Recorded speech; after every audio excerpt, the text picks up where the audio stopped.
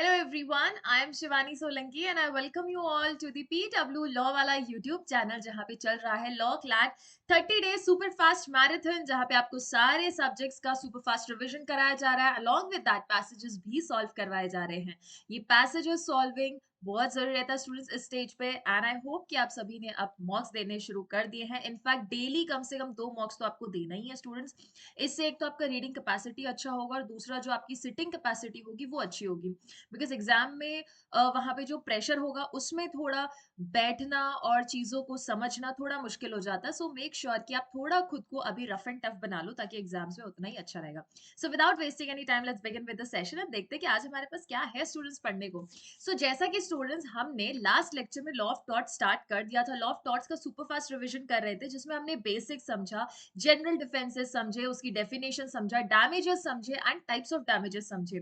आज हम special types of torts करने वाले क्या करेंगे, special types of torts, that is to say negligence, nuisance, false imprisonment हो गया, बैटरी हो गया, सॉल्ट हो गया, नर्वस शॉक हो गया। तो ये सारी चीजें आज के लेक्चर में करेंगे followed by the passages as well. सबसे पहले negligence and nervous shock. Students ये दोनों ही चीजें आपको लॉ ऑफ क्राइम में भी दिखती है। So while understanding the passages and understanding the topic you need to ensure कि लॉ ऑफ क्राइम से अलग कैसे। हालांकि जब भी आपको पैसेज आएगा स्टूडेंट्स आपको क्लियर कट देख के पता चल जाएगा whether the passage belongs to your subject of law of torts और it belongs to the subject of law of crimes. Next is nuisance, then battery and false imprisonment. चलो, तो specific torts में generally हमारे पास होते क्या क्या है, ये सारी चीजें होती है जिसमें से स्टूडेंट्स हम assault, defamation and trespass next segment में डील करेंगे। लेकिन अभी negligence, nervous shock, nuisance and false imprisonment को डील करेंगे। What is negligence? नेग्लिजेंस कहें या रेकलेस एक्ट कहें, मतलब कि स्टूडेंट यहाँ पे एक केयर करनी थी हमको, केयर कहूं या ड्यू डिलिजेंस कहें, वो चीज हमें लेनी थी but we fail to perform this act with care, with caution. जहां लॉ कहे कि ma'am it is your duty to be careful, it is your duty to be vigilant, but still हम लोग ये एलिमेंट नहीं अपनाते हैं, वो एक्ट होता है नेग्लिजेंट। स्टूडेंट्स हर मामले में नेग्लिजेंट एक्ट नहीं आ सकता है। क्यों? क्योंकि हर जगह आपकी ड्यूटी अराइज नहीं हो सकती टू बी केयरफुल। एक ऑर्डिनरी प्रूडेंट मैन से आप हर समय उम्मीद नहीं कर सकते कि उसे केयरफुल रहना चाहिए था। बिकॉज हो सकता है जो अक्यूज पार्टी है या जो प्लेंटिव पार्टी उसकी भी ड्यूटी बनती हो केयर या कॉशन लेने की। सो वहां पे जब सामने वाला व्यक्ति ही खुद गलतियां करके आए तो हम उसको बोलते हैं कॉन्ट्रीब्यूटरी नेग्लिजेंस। लेकिन ऑलवेज रिमेंबर नेग्लिजेंस में हमेशा एक ड्यूटी होती है आपकी to take care, but you fail to take the care of that particular duty और you fail to perform that duty as per the directives given by the law. तो आप वहां पे कह सकते हैं कि हमसे नेग्लिजेंट एक्ट हुआ है या रेकलेस एक्ट हुआ है। मीन्स डूइंग ऑफ समथिंग, कुछ ऐसा कर रहे हैं students which a reasonable prudent person would not do. Reasonable prudent person क्या होता है? आम व्यक्ति या सामान्य सोच रखने वाला या सामान्य क्षमता रखने वाला जो व्यक्ति है, जिससे आप ज्यादा एक्सपर्टीज नहीं एक्सपेक्ट कर सकते। एक नॉर्मल बेसिक पर्सन जिस तरीके से एक्ट करता है वैसे अगर आप एक्ट करने में फेल कर चुके हैं, कहेंगे नेग्लिजेंस हुआ है। और the failure to do something which a reasonable prudent person would do, या तो हम वो चीज कर रहे हैं जो कि ऑर्डिनरी प्रूडेंट मैन नहीं करता, वो हम कर रहे हैं तो वो नेग्लिजेंट हो गया, नेग्लिजेंस हो गया। या फिर हम वो चीज कर रहे हैं, we are doing something which the ordinary prudent person would not have done, जो कि वो नहीं करता। So can I say this means act plus omission. वो एक्ट जो कि ऑर्डिनरी प्रूडेंट मैन नहीं करता हम कर रहे हैं, नेग्लिजेंट। वो एक्ट जो कि ऑर्डिनरी प्रूडेंट पर्सन करता बट हमने नहीं की तो हम कहेंगे that is omission. So what are the essentials of negligence? ये 3 एसेंशियल ध्यान रखना students, you will be able to differentiate between the negligence and nuisance. Okay, defendant owed duty, very important, duty to take care होना चाहिए students. जैसे आप Ritz पढ़ते हैं, mandamus पढ़ते हैं, वहां पे क्या होता है कि आपकी एक पब्लिक ड्यूटी होनी चाहिए, वैसे कि वैसे नेग्लिजेंस में आपकी एक ऑर्डिनरी ड्यूटी होनी चाहिए। और ड्यूटी कैसी होनी चाहिए? केयर करने की। केयर करने की इन द सेंस मतलब केयर लेने की चीज होती। Okay, second is there was a breach of duty. ये ड्यूटी थी, आपने इस ड्यूटी का ब्रीच कर दिया, मतलब you fail to perform that duty. जिस तरीके से लॉ उसको लॉफुल मानता है परफॉर्म करने के लिए, आपने उस तरीके से परफॉर्म नहीं किया, it amounts to what? It amounts to breach of duty. Third is harm suffered was caused. जो हमारी ड्यूटी थी जिसका हमने ब्रीच कर दिया उसकी वजह से हार्म हुआ. सो duty plus breach of the duty plus harm suffered due to the breach of the duty is equal to negligence. ये चीज स्टूडेंट्स आपको ध्यान रखनी है. 3 एलिमेंट्स कीवर्ड्स आप याद रखेंगे, आपको समझ आ जाएगा. ओके.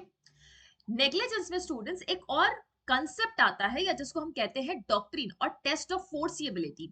फोर्सिएबिलिटी मतलब किस हद तक, किस दूरी तक आप कोई चीज को फोर्सी कर सकते हो, आप कोई चीज को प्रेडिक्ट कर सकते हो, आप उस चीज के होने या ना होने का अनुमान लगा सकते हो. वो क्या होता है? वो होता है फोर्सिएबिलिटी. तो टेस्ट ऑफ फोर्सिबिलिटी किस पे डिपेंड करेगा?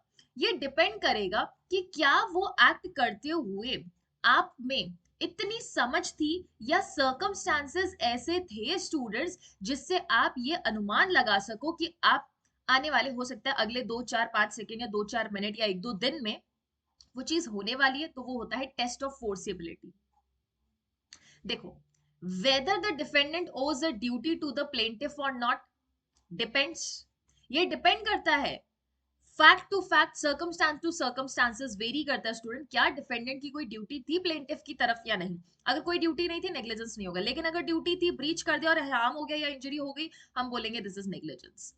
Second is if at the time of the act और omission the defendant could reasonably foresee, देख सकता था, injury to the plaintiff, he owes a duty to prevent that injury and failure to do so makes him liable. जब वो taught हो रहा है उस पर्सन के अगेंस्ट या एक्ट या ओमिशन हो रहा है प्लेंटिफ के against and defendant reasonably foresee कर सकता था कि मेरे इस एक्ट से प्लेंटिफ को नुकसान पहुंचेगा, अगर ये डिफेंडेंट देख सकता था, defendant will be liable. No legal accountability when injury not foreseeable. जब इंजरी आप फोर्स ही नहीं कर सकते स्टूडेंट्स, आप पहले से प्रेडिक्ट नहीं कर सकते, आपको पहले से अनुमान नहीं है कि मेरे इस एक्ट से प्लेंटिफ को इतना नुकसान हो जाएगा, आप नेग्लिजेंस के लिए लायबल नहीं रहेंगे. एग्जाम्पल देखो. X boarded a train which had just started moving, but kept the doors of the carriage open. Train just start हुई और X ने उसको बोर्ड किया, लेकिन वहां के कैरेज के डोर्स क्या थे स्टूडेंट्स? ओपन थे. The door open outside, gate बाहर की तरफ खुल रहे थे. बेटा गेट बाहर की तरफ खुलेंगे तो प्लेटफॉर्म पे जितने भी लोग हैं उन सबको लगेगी. And created a danger to those standing on the platform. The plaintiff, a porter, who was standing on the edge of the platform, was hit by the door and injured. Students, अगर train चल रही है तो train के सारे passengers, train owner को ये पता है कि ट्रेन का अगर गेट खुला रह गया तो जो भी प्लेटफॉर्म पे लोग हैं उनको हिट हो सकता है. So this is reasonably foreseeable.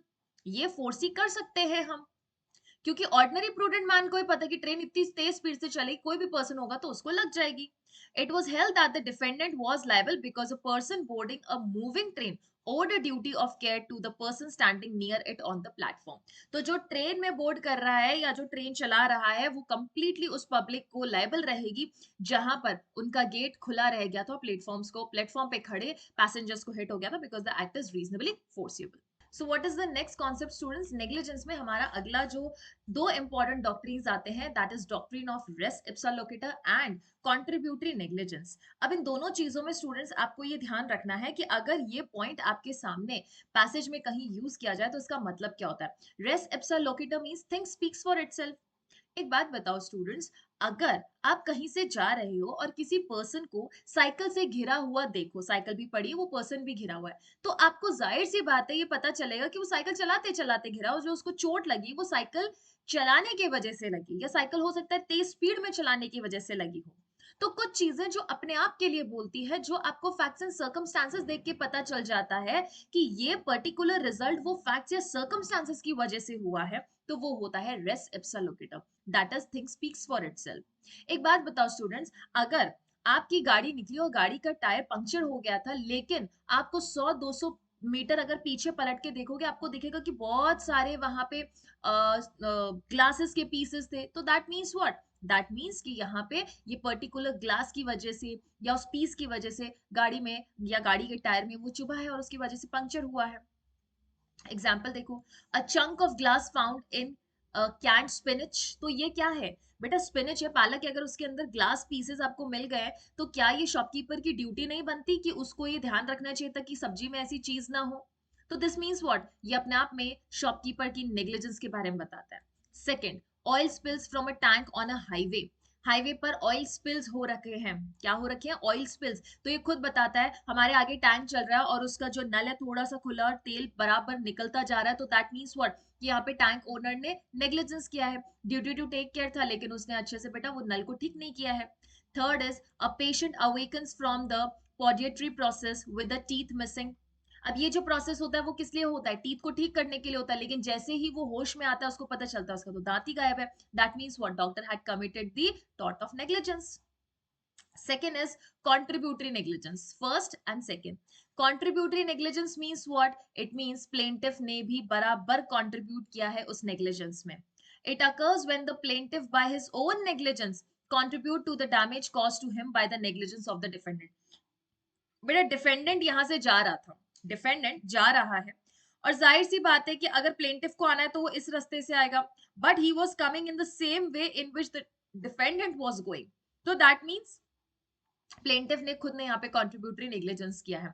Defendant, no doubt defendant की गाड़ी तेज थी, बिना देखे चला रहा था, लेकिन प्लेंटिफ भी तो सामने से आ रहा था. अगर प्लेंटिफ खुद ही सामने से नहीं आता तो प्लेंटिफ को लगती ही नहीं. Okay, so this was the concept of negligence. अब अगला कॉन्सेप्ट शुरू करेंगे, that is nervous shock. As the shock word itself suggest कि यहाँ पे क्या हो रहा है, किसी को एक शॉक दिया जा रहा है. इलेक्ट्रिक शॉक नहीं बेटा, this deals with the mental element, कि आप फिजिकली या मैं कहूँ मोर ओवर साइकोलॉजिकल आप किसी को नुकसान पहुंचाने की कोशिश कर रहे हो, किसी को डरा देना या ऐसी कोई न्यूज दे देना जिससे कि उसको एकदम डर जाए वो व्यक्ति. So that amounts to nervous shock. It means a conduct causing the mental harm. There must be actual or constructive intent, actually a constructive intent to cause psychological harm. Students, हम लोग करते हैं ना कई बार प्रैंक, तो ये बस nervous shock में ही आता है. तो ये जो प्रैंक्स कर रहे हैं, अगर ये इंटेंटेड है कि इससे आपको डराया जाए भले ही थोड़े ही समय के लिए, it will amount to nervous shock. क्या क्या रिक्वायरमेंट्स है नर्वस शॉक के लिए? फर्स्ट देखो, the claimant must perceive a shocking event with their own unaided sense. That is to say, जो क्लेम कर रहा है कि मुझे नर्वस शॉक का टॉट हुआ है इसलिए डिफेंडेंट को बोलिए कि मुझे डैमेजेस पे करे, तो वो क्लेमेंट खुद से कोई शॉकिंग इवेंट को परसीव करे, वो अपने सेंसेस से परसीव करे. सेंसेस कितने होते हैं स्टूडेंट्स? 5 होते हैं, eyes, ears, nose, tongue and skin. तो ये सारे सेंसेस से अगर आपका क्लेमेंट खुद से कोई शॉक को क्या करे स्टूडेंट्स, गो थ्रू करे, तो हम बोलेंगे कि उसको नर्वस शॉक लगा है. Second is Clement must have, तो ये खुद परसीव करे. परसीव मतलब क्या बेटा? जब तक आप किसी को बताओगे नहीं, सुनाओगे नहीं, बोलोगे नहीं या टच नहीं करवाओगे किसी को कोई भी चीज, तो उसको नर्वस शॉक कैसे लगेगा? नहीं लगेगा ना. तो वो पर्टिकुलर शॉक लगने से पहले प्लेंटिफ ने ये चीज को परसीव किया होना चाहिए. Second is claimant must have sufficient proximate relationship with the victim. जो क्लेमेंट है और जो विक्टिम है उन दोनों के बीच रिलेशनशिप होना चाहिए. स्टूडेंट सी, मिस्टर ए है, मिस्टर ए जाके बी की वाइफ सी को ये बोलता है कि आपके हस्बैंड की डेथ हो गई, ये प्रैंक क्रिएट करता है, तो सी को तो नर्वस शॉक लगेगा ही ना स्टूडेंट्स. तो यहाँ पे सी एंड बी के बीच इतना प्रॉक्सिमेट रिलेशनशिप होना चाहिए कि कोई भी C, that is the wife of B, को बी के बारे में कोई न्यूज दे तो वो उस तरीके से ले जहां पे उसको नर्वस शॉक लगने की उम्मीद है. अगर यहीं पर सी को किसी स्ट्रेंजर के बारे में बोलते, कोई और पड़ोसी देश के किसी के भी बारे में बताता, प्रधानमंत्री हो गया, मुख्यमंत्री हो गया, कोई भी हो गया, वहां पे उसको कुछ खास फर्क नहीं पड़ता बिकॉज उसके साथ कोई रिलेशनशिप नहीं है उसका. Okay. Third is it must be reasonably foreseeable that psychiatric harm could be cause to the person. ये इतना तो रीजनेबली फोर्सेबल होना चाहिए उस टॉट फीजर के द्वारा कि अगर मैं ऐसा नर्वस शॉक देता हूं तो सामने वाले पर्सन को साइकेट्रिक हार्म जरूर होगा. Psychiatric harm means what student? Mental element, that is कि आप दिमागी तौर से एक बार जरूर डर जाओगे. अगर ये चीज के बारे में क्लेमेंट को, नॉट क्लेमेंट, टॉट फीजर को ये पता है, तो हम कहेंगे कि यहाँ पे नर्वस शॉक का जो टॉट है वो हुआ है. ओके, क्लियर है. एक बहुत ही मैं कहूँ तो landmark case students, Bourhill versus Young. The plaintiff, a young woman, while getting out of tram car, heard of an accident but could not see the same as her view was obstructed by the tram car. वो tram car से बाहर निकल रही थी students, उसको पता चला कि यहाँ पे क्या हुआ है, यहाँ पे कोई एक्सीडेंट हुआ है। एंड वो ये सुन के डर तो गई थी, लेकिन उसको वो सीन दिखा नहीं क्योंकि ट्राम कार के आगे बहुत भीड़ हो गई थी। In the accident which in the accident which occurred, a negligent motorcyclist had been killed. उस एक्सीडेंट में क्या हुआ स्टूडेंट्स, नेग्लिजेंट मोटरसाइकिलिस्ट की डेथ होगी। After the body of motorcyclist had been removed, the woman happened to go to the scene of the accident and saw the blood on the road. उसने road पर blood देखा। As a result of which As a result of the same, she suffered nervous shock and gave the birth to a stillborn child. That means she was a pregnant lady, and जैसे ही उसने वहां पे road पर blood stains देखे students, वो क्या हो गई, डर गई और उसने वहीं पर एक स्टिल बॉर्न चाइल्ड को बर्थ दे दिया। स्टिल बॉर्न चाइल्ड का मतलब क्या होता है students, dead child. Okay. House of Lords held that the deceased could not be expected to foresee any injury to the plaintiff and therefore he did not owe any duty to take him. अब students, अगर road पे किसी की death हो जाती है, road पे किसी का एक्सीडेंट हो जाता है, तो वो इतना थोड़ी ना सोच सकता है कि ये चीज देख के, मेरी ये हालत देख के, हमारा ये एक्सीडेंट देख के किसी पर्सन को यहाँ पे नर्वस शॉक लग जाएगा। क्या वो इतना फोर्स ही कर सकता है? नहीं फोर्स ही कर सकता है। पहली बात तो उसका खुद का एक्सीडेंट हुआ है, वो खुद ही नर्वस शॉक में है। और दूसरा, आप उससे एक्सपेक्ट नहीं कर सकती कि वो ये देख पाए कि जनता को कितना नर्वस शॉक होगा। Okay, clear? Okay. Next concept is nuisance. Nuisance means what students? Nuisance means हम पब्लिक को या फिर एक प्राइवेट पर्सन को डिस्टर्ब कर रहे हैं, उसका पीसफुल इंजॉयमेंट डिस्टर्ब कर रहे हैं। उसका कोई राइट बनता है यहाँ पे अपनी प्रॉपर्टी को, अपने लैंड को या अपनी कोई भी चीज को पीसफुली इंजॉय करने का। बट हम क्या कर रहे हैं स्टूडेंट्स, हम जाके उसको डिस्टर्ब कर रहे हैं। डिस्टरबेंस कैसे होगा? डिस्टरबेंस होगा यहाँ पे अनलॉफुल इंटरफियरेंस से। अनलॉफुल इंटरफियरेंस से देखो कैसे स्टूडेंट्स। अब जाहिर सी बात है, अगर मैं अपने सोसाइटी में रह रही हूँ तो मैं एक्सपेक्ट करूंगी ना कि मैं आराम से रहूं, शांति से रहूं, साउंड स्लीप मिले, मुझे कोई स्ट्रेस ना हो। लेकिन अगर मान लो मेरे नेबर जोर जोर से गाने बजाते हैं कंटिन्यूस 10 दिन 15 दिन, चलो ठीक है, एक दो दिन शादी आई समझ आता है, लेकिन कंटिन्यूस रोज रात को 12-2 बजे बजा रहे हैं, दैट मीन्स व्हाट, एक अनलॉफुल इंटरफेरेंस हो रहा है मेरे स्पेस के साथ, मेरे फ्रीडम के साथ, मेरी स्लीप के साथ, मेरी पढ़ाई के साथ। So that is what, that is nuisance. ये न्यूसेंस स्टूडेंट्स पब्लिक के अगेंस्ट भी हो सकता है, प्राइवेट पर्सन के अगेंस्ट भी हो सकता है, या तो किसी वन पर्टिकुलर इंडिविजुअल के अगेंस्ट हो सकता है या फिर पब्लिक एट लार्ज भी हो सकता है। जरूरी ये है स्टूडेंट्स, डिस्टरबेंस हो, आपका राइट वायलेट हो, और ये डिस्टरबेंस अनलॉफुल इंटरफेरेंस हो। अगर लॉफुल है स्टूडेंट्स तो हम नहीं कह सकते कि यहाँ पे क्या है, यहाँ पे न्यूसेंस हुआ है। Example students, we all remember कि कोविड के दौरान पुलिस की जगह जगह पे पेट्रोलिंग होती थी, पुलिस ऑफिसर्स पेट्रोलिंग करते थे, वो लोग जगह जगह गाड़ी लेके जाते थे एंड अनाउंसमेंट्स करते थे दैट कोई भी अपने घर के बाहर ना निकले, तो बहुत जोर से आवाज आती थी उसकी। सो वो न्यूसेंस की कैटेगरी में नहीं आता। किसकी कैटेगरी में नहीं आता? न्यूसेंस की कैटेगरी में नहीं आता है, बिकॉज उधर इंटेंशन क्या था, public welfare advantage, public welfare and मैं कहूँ तो social welfare was their main agenda, main aim. So for that reason students, nuisance का ऑफेंस वहां नहीं बनता है, ना आईपीसी में बनता है, ना लॉ ऑफ टॉर्ट्स में, वो एक टॉर्ट की कैटेगरी में आता है। मीनिंग देखो, an unlawful interference with the person's use or enjoyment of land। Unlawful interference हो रहा है एक पर्सन के लैंड के यूज के साथ या उसके इंजॉयमेंट के साथ। जैसे मैं अपना लैंड चाहती हूँ यूज करना, वैसे नहीं कर पा रही। मान लो स्टूडेंट्स, मेरे पास 100 एकर्स की जमीन है, लेकिन मेरे नेबर ने वहां पर आके कुछ ऐसा केमिकल स्प्रे कर दिया है जिससे कि वो भूमि या वो जमीन बंजर हो चुकी है। It is no more fertile now, it is not good और healthy for the crops that I am planning to sow. और सम राइट, या तो हम लैंड के साथ उसके इंजॉयमेंट या उसके यूज के साथ इंटरफेरेंस कर रहे हैं, या कोई राइट को हम क्या कर रहे हैं, वहां पे हैम्पर कर रहे हैं। Acts intending with the comfort, health और सेफ्टीज, ये एग्जांपल्स हैं। वो एक्ट स्टूडेंट्स जो कि मेरे कंफर्ट के साथ इंटरफेरेंस करे, या मेरी हेल्थ के साथ इंटरफेरेंस करे, या मेरी सेफ्टीज के साथ इंटरफेरेंस करे, वो न्यूसेंस में आएगा। बेटा, मेरा घर है, मेरे घर के गेट के बाहर अगर कोई कंटिन्यूअसली रोज आके अपनी कार खड़ी कर देता है, तो मैं अपने घर में कैसे एंटर करूंगी? अगर मैं अपने घर में, जहां मुझे राइटफुल या मैं कहूँ लॉफुल राइट है घर में एंटर करने का, अगर मुझे वहीं पर एंटर ना करने दिया जाए, so this amounts to what? This amounts to nuisance. Example, interference with quiet enjoyment. creating smells, sounds, pollution, hazards that extend the boundaries of the property. वो चीज या वो न्यूसेंस आपकी बाउंड्री लांघ के अगर मेरी बाउंड्री में आता है तो हम कहेंगे यहाँ पे न्यूसेंस हुआ है.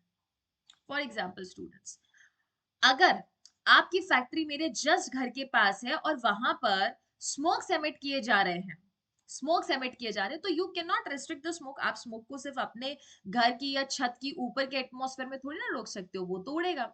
बेटा जल, अग्नि, वायु, मिट्टी, इन सबको कोई जगह नहीं चाहिए, ये अपना जगह या अपना खुद का रास्ता बना लेते हैं. तो अगर ऐसा इंटरफेरेंस किया गया है किसी के एंजॉयमेंट के साथ या स्मेल क्रिएट करके, साउंड क्रिएट करके, पॉल्यूशन एमिट करके, it amounts to nuisance. Nuisance दो तरीके के होते हैं, एक होता है सिविल न्यूसेंस, एक होता है criminal nuisance. Civil nuisance that means law of tort में हम एक्शन ला सकते हैं, and criminal nuisance means what, हम लॉ ऑफ क्राइम्स में जा सकते हैं. जब एक पर्टिकुलर पर्सन के अगेंस्ट न्यूसेंस होता है, सिर्फ और सिर्फ प्राइवेट पर्सन के अगेंस्ट, या मैं कहूं सिर्फ और सिर्फ एक इंडिविजुअल, प्राइवेट इंडिविजुअल के अगेंस्ट जब स्टूडेंट्स न्यूसेंस होता है, इसको सिविल न्यूसेंस भी कहते हैं और उसके लिए हम लॉ ऑफ टॉर्ट्स में जाते हैं. लेकिन जब हम बोलते हैं पब्लिक न्यूसेंस, दैट मींस हम लॉ ऑफ क्राइम में जाएंगे. Public nuisance means offence against state, राज्य के विरुद्ध अपराध किया जा रहा है, देन इन दैट मैटर हम लोग आईपीसी की मदद लेंगे. ठीक है, देखो सिविल न्यूसेंस जिसको हम प्राइवेट न्यूसेंस भी कहते हैं, इसमें एग्जांपल क्या हो सकता है, unreasonable interference with the use और एंजॉयमेंट ऑफ लैंड.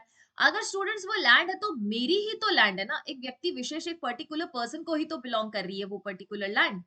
तो अगर उस लैंड पे कोई इंटरफेरेंस किया, मतलब उस वन पर्टिकुलर पर्सन के अगेंस्ट हमने क्या किया है, वो पर्टिकुलर टॉर्ट कमिट किया है या सिविल रॉन्ग कमिट किया है. लेकिन जब हम पब्लिक की बात करते हैं, it means act affecting the public at large और सम considerable portion of it.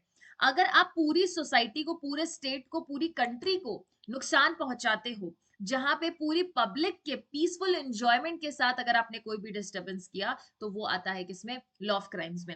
For example students, अगर हमारे रेजिडेंशियल एरिया में एक दिन एक फैक्ट्री लग जाती है और स्मोक एमिट कर रही है, तो वो लॉ ऑफ क्राइम में जाएगा, that is making the atmosphere obvious to live या वेरी हार्मफुल टू लिव. तो इससे क्या होता है, इससे पब्लिक एट लार्ज को नुकसान हुआ है. हर पर्सन यहाँ पे जब भी ब्रीथ करने की कोशिश करेगा तो उसे हो सकता है कि बहुत सारे इश्यूज हों. Okay, so that was nuisance. So now without wasting any time, let's begin with the session. And इस सेशन में अब हम पैसेजेस पढ़ेंगे, कोशिश करेंगे नेक्स्ट इन एन आवर हम लोग सारे ये पैसेजेस को फिनिश कर ले और सबको डील कर ले. So let's see students, first passage क्या कहता है. देखो, it says to resolve a civil wrong and assure accountability for the harm done to others. The law of torts, particularly the concept of negligence and res ipsa loquitur doctrine, is vital to the legal system. जब भी students हमें किसी की responsibility, किसी की accountability decide करनी है law of torts में, तो वहां पे contributory negligence plus res ipsa loquitur matter करेगा in deciding the liability of that person. Res ipsa loquitur means what, thing speaks for itself. Things speaks for itself, मतलब facts and circumstances ऐसे हैं जो कि आपको बता रहे हैं कि लायबिलिटी किसकी बनेगी. Tort law encompasses a wide range of cases where one party's action or omission result in injury, damage or loss to another party. Law of taught में बहुत सारे ऐसे केसेस फॉल करते हैं स्टूडेंट्स, जो कि पार्टी के action, that is to act, that is to say act, या कोई ओमिशन हो गया जिसकी वजह से कोई इंजरी, डैमेज या लॉस हो गया है दूसरी पार्टी को. ऐसे बहुत सारे ऑफेंसेस को, not offences, right term is टॉट in law of torts. Offence word कहाँ यूज करना है, क्राइम में. तो ऐसी बहुत सारी चीजें हमारे लॉ ऑफ टॉट्स में इंक्लूडेड है. नेग्लिजेंस उनमें से एक है. Negligence is one of the most common and significant taught. काफी जगह यूज किया जाता है स्टूडेंट्स नेग्लिजेंस का taught. Okay, the failure of a person or entity to take necessary precautions and attention that a reasonable person would in similar circumstance, leading to forcible harm to another. Negligence को इन्होंने define कर दिया है. क्या बोला है, failure of any person और entity, कोई भी एंटिटी हो सकती है यहाँ पे, नॉट नेसेसरी एक प्राइवेट पर्सन या पब्लिक, सॉरी, एक प्राइवेट पर्सन या इंडिविजुअली यहाँ पे लॉ ऑफ टॉर्ट्स कमिट करे, कोई भी और पर्सन, दैट इज टू से entity, that is group of people और एसोसिएशन भी क्या कर सकता है स्टूडेंट्स, यहाँ पे लॉ ऑफ टॉर्ट उनके द्वारा कमिट हो सकता है, जहां वो नेसेसरी प्रिकॉशंस लेना भूल जाए, जहां वो अटेंटिव ना रहे। Res ipsa locator or thing speaks for itself is a legal doctrine that aids plaintiffs in negligence cases where direct evidence of the defendant's fault may be unavailable or difficult to obtain. Defendant की fault के लिए वो particular defences हो सकता है कि available ना हो। क्यों नहीं हो? क्योंकि प्लेंटिफ की खुद की गलती, चीजें खुद बता रही है, चीजें खुद बता रही है मतलब क्या, नेग्लिजेंस के लिए वो चीजें, वो सर्कमस्टांसेस ऐसा कि जो खुद बोल रहा है कि प्लेंटिफ ने नेग्लिजेंट किया है, नेग्लिजेंस किया है।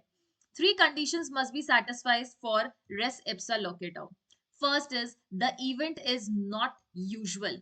क्या नहीं है? Event usual नहीं है. That is to say, the occurrence of the event is something that typically happens with the negligence.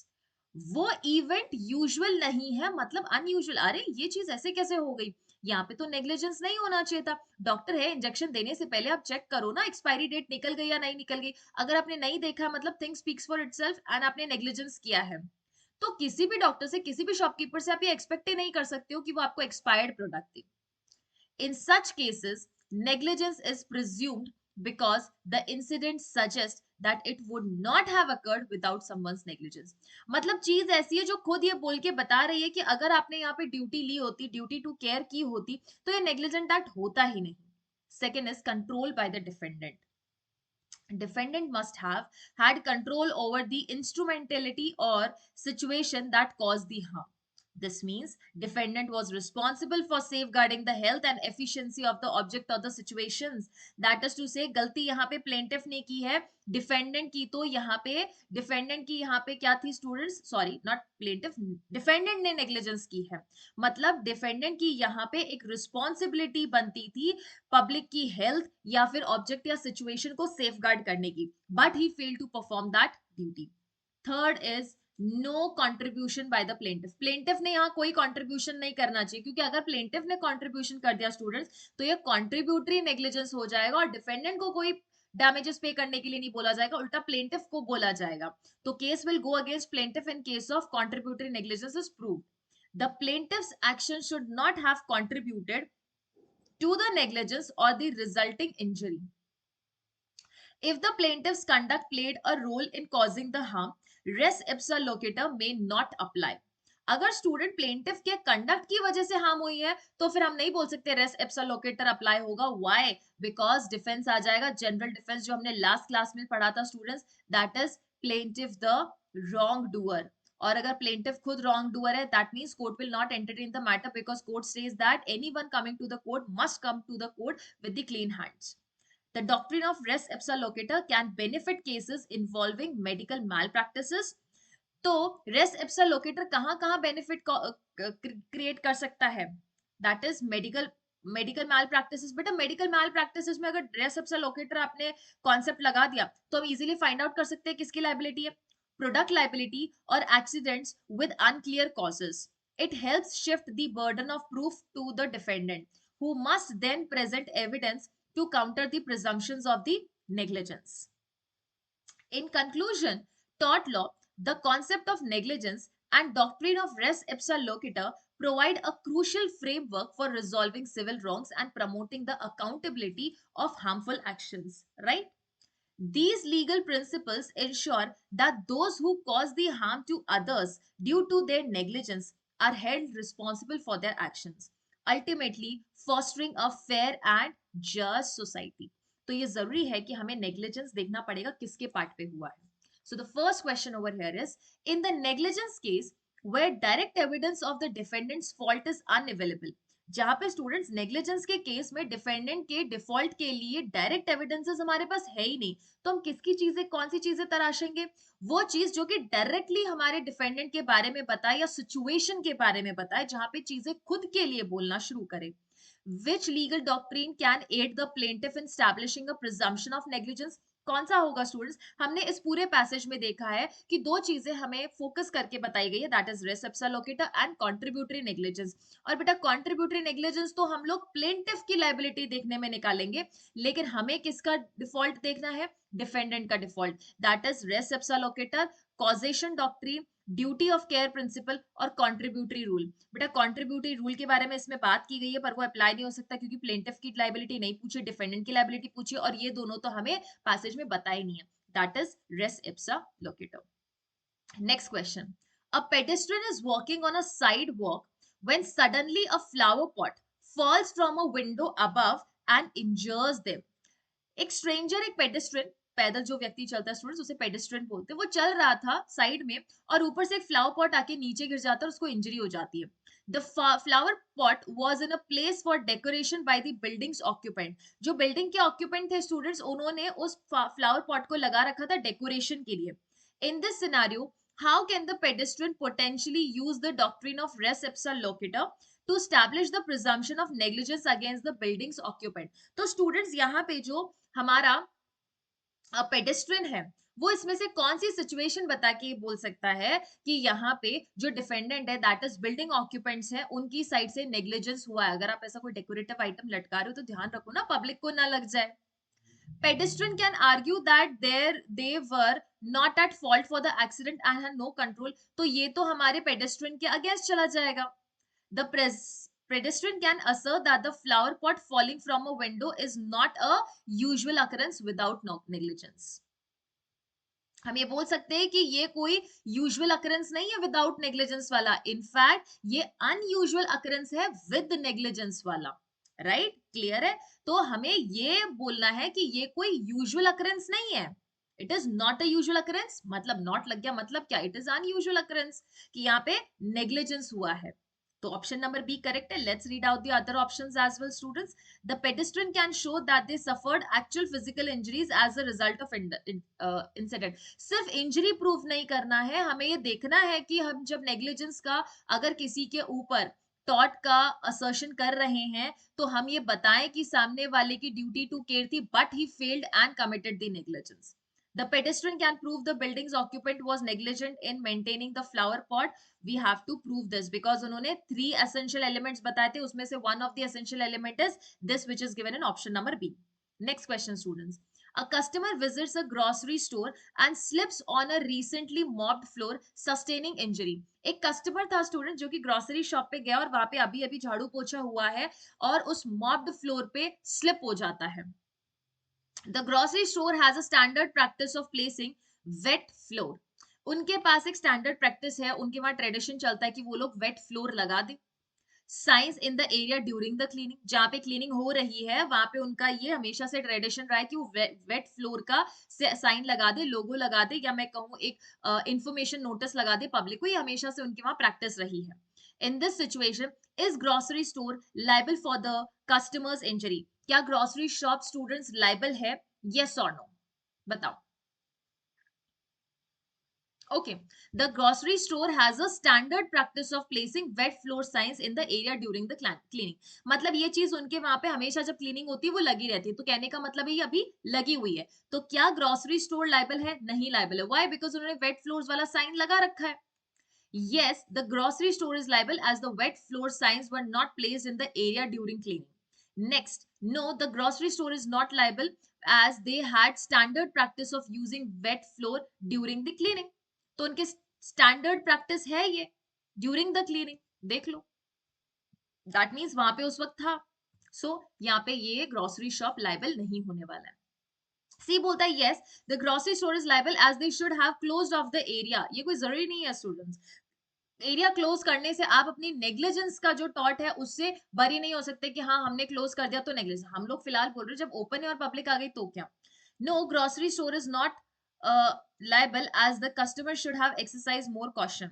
Customer तो एक्सरसाइज करता बट प्राइमरी लाइबिलिटी या प्राइमरी ड्यूटी किसकी थी? इट वाज ग्रोसरी स्टोर, जहां पे उन्होंने वेट फ्लोर का सिग्नेचर ऑलरेडी लगा रखा है। Question number 4 students, a homemaker hires a contractor to permit the roof of their to repair the roof of their house।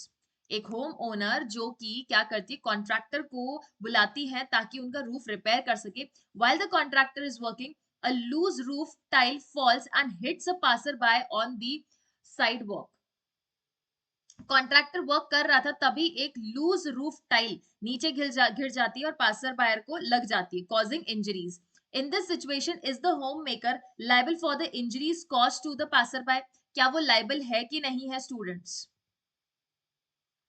इन्होंने क्या बोला? इन this situation the home maker. क्या होम मेकर लाइबल है कि नहीं है स्टूडेंट्स? देखो, yes, the homemaker is liable for the injuries as they hired the contractor to perform the roof repair. लेकिन उस वक्त काम कौन कर रहा था? यहाँ पे vicarious liability नहीं आता है. यहाँ पे काम कौन कर रहा था students? that was contractor was working. और duty to take care किसके ऊपर आती है? कॉन्ट्रैक्टर के ऊपर आती है, ना कि होम मेकर के ऊपर.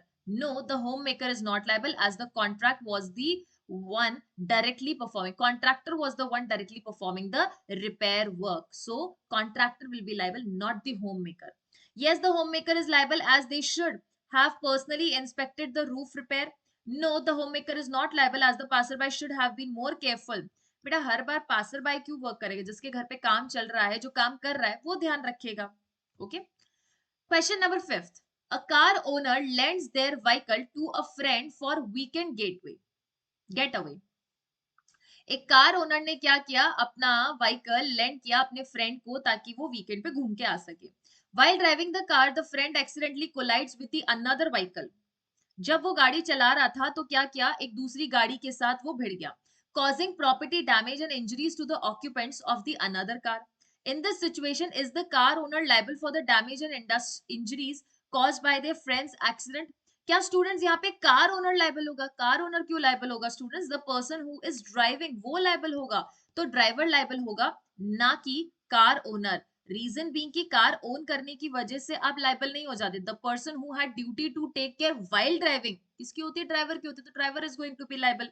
Option number B no, option number D no. Option number B पढ़ते. No, the car owner is not liable as they were not present during the accident and did not cause the collision. Option number D, the car owner is not liable as the friend was the one driving the car at the time of the accident. So option number D is correct. Option number A और C पढ़ते. A बोलता है yes, the car owner is liable as they were owner of the car. और car owner होने की वजह से taught या क्राइम के लिए आप लाइबल नहीं होते students. Yes, the car owner is liable as they should have known that their friend was inexperienced driver. क्या ये पता होने की वजह से आप बोल सकते हैं कि ये पता होता तो ऐसा नहीं होता? नहीं, ये कंप्लीटली इलॉजिकल यहाँ पे कॉन्सेप्ट दे रखा है. So moving on to the next passage students.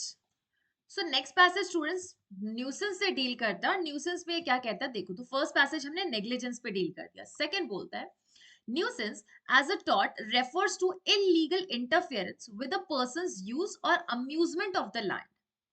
nuisance क्या है स्टूडेंट्स? इलीगल इंटरफेरेंस है. इलीगल इंटरफेरेंस हो सकता है, अनलॉफुल इंटरफेरेंस हो सकता है with a person's use or amusement of land or a few rights over land or something about it. The interference can be in any way. किसी भी way में interference हो सकता है. Noise, vibration, water, smoke, smell, gas, etc. तो जब हम interference की बात करते हैं स्टूडेंट्स, इंटरफेरेंस में कौन सी चीज सबसे जरूरी है कि वो आपके टॉर्ट फीजर की प्रीमाइसेस से क्या होना चाहिए स्टूडेंट्स? वो टॉर्ट फीजर की प्रीमाइसेस से आउटब्रेक होना चाहिए, उसको लांग कर आपकी प्रीमाइसेस में आए. तो स्मेल, वाटर, स्मोक, गैस ये आराम से आ सकता है. For an act to represent a nuisance it should be prima facie wrongful. Prima facie वो एक्ट रॉन्गफुल होना चाहिए न्यूसेंस के लिए. और it ought to be an illegal interference with someone और हिज प्रॉपर्टी. या फिर इंटरफेरेंस कैसा होना चाहिए? इलीगल होना चाहिए. Firstly, it must create an inconvenience that the law considers actual damage. जो एक्ट हुआ है वो एक्चुअली इनकन्वीनियंस कॉज करना चाहिए जिसकी वजह से एक्चुअल लॉस होना चाहिए, तो हम कहेंगे कि न्यूसेंस है. अगर स्टूडेंट्स मेरे घर के सामने आपके घर का कॉन्स्टेंटली गंदा पानी आ रहा है, फॉर एग्जाम्पल, जो कि हम ज्यादातर लोकेलिटीज में देखते हैं, तो इसकी वजह से मुझे डैमेज जरूर होना चाहिए, then we can say that is an offence of nuisance. Clear? Interference isn't a way of nuisance. To represent a nuisance, the interference ought to be unreasonable. To represent the nuisance, the interference कैसा होना चाहिए? Unreasonable होना ही होना चाहिए. Thus, someone simply can't take action for the inconvenience caused by traffic noise if his or her house is near a road. Students हम ये नहीं बोल सकते कि यहाँ पे न्यूसेंस हो रहा है कॉन्स्टेंटली, यहाँ से गाड़ियां निकल रही है, हॉर्न ब्लो कर रहे हैं, गाड़ियां तेज आ रही है, धीरे जा रही है, तो इस वजह से हमें न्यूसेंस क्रिएट हो रहा है, नहीं। बिकॉज वहां पे इंटरफेरेंस इंटेंशनली नहीं है, अनरीजनेबल नहीं है। जो भी वहां से स्टूडेंट्स ट्रैफिक जा रहा है उनके पास रीजन है आने जाने का, वो अनरीजनेबल इंटरफेरेंस नहीं हो रहा है। Nor can someone sue their neighbor for playing और लिसनिंग अ नॉर्मल म्यूजिक। अगर नॉर्मल म्यूजिक चल रहा है तो उसके लिए हम अपने नेबर्स को स्टूडेंट स्यू नहीं कर सकते until and unless it is so loud or it is loud to such an extent that it interferes with your sleep or it interferes with your sound sleep or your education, मतलब classes वगैरह, or listening a normal music. The interference must be unreasonable. An interference that is not authorized with the use of property of another person through some object, either tangible or intangible, that causes injury to the property is actionable as a nuisance. ये चीजें क्या होगी students, ये चीजें actionable होने वाली है। ऐसा इंटरफेरेंस जो कि ऑथराइज्ड नहीं है किसी की प्रॉपर्टी के साथ या दूसरे पर्सन के किसी ऑब्जेक्ट के साथ, वो ऑब्जेक्ट टैंजिबल हो सकता है, इनटैंजिबल। टैंजिबल मींस जिसको हम टच कर सकते हैं, intangible which can not be touch, which can not be touch. क्या टच नहीं कर सकते students? IPR, that is intellectual property rights, जिसकी रेप्यूटेशन, जिसकी गुडविल आपके आईज में होती है और आप उसको टच नहीं कर सकते हैं। Okay, next, the interference may be through water, smoke, fumes, branches of the trees. Secondly, injury to comfort or health is actionable as nuisance.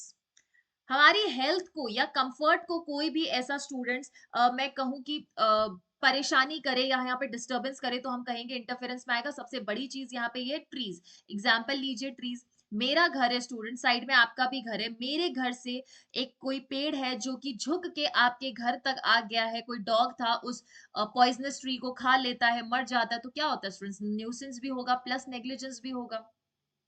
मेरे घर से जो पेड़ है वो आपके यहाँ पे आ रहा है, कभी मान लो कचरा हो रहा है, कुछ भी हो रहा है XYZ, आपके यहाँ पे मान लो सनलाइट या हवा का ब्लॉकेज कर रहा है, so that amounts to nuisance. Okay, the standard of comfort varies from place to place.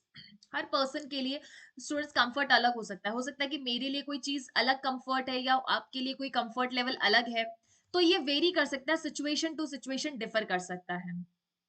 Test of discomfort isn't done keeping in mind a selected person. जो डिस्कम्फर्ट का टेस्ट है वो किसी एक पर्टिकुलर पर्सन को ध्यान में रख के नहीं हो सकता है।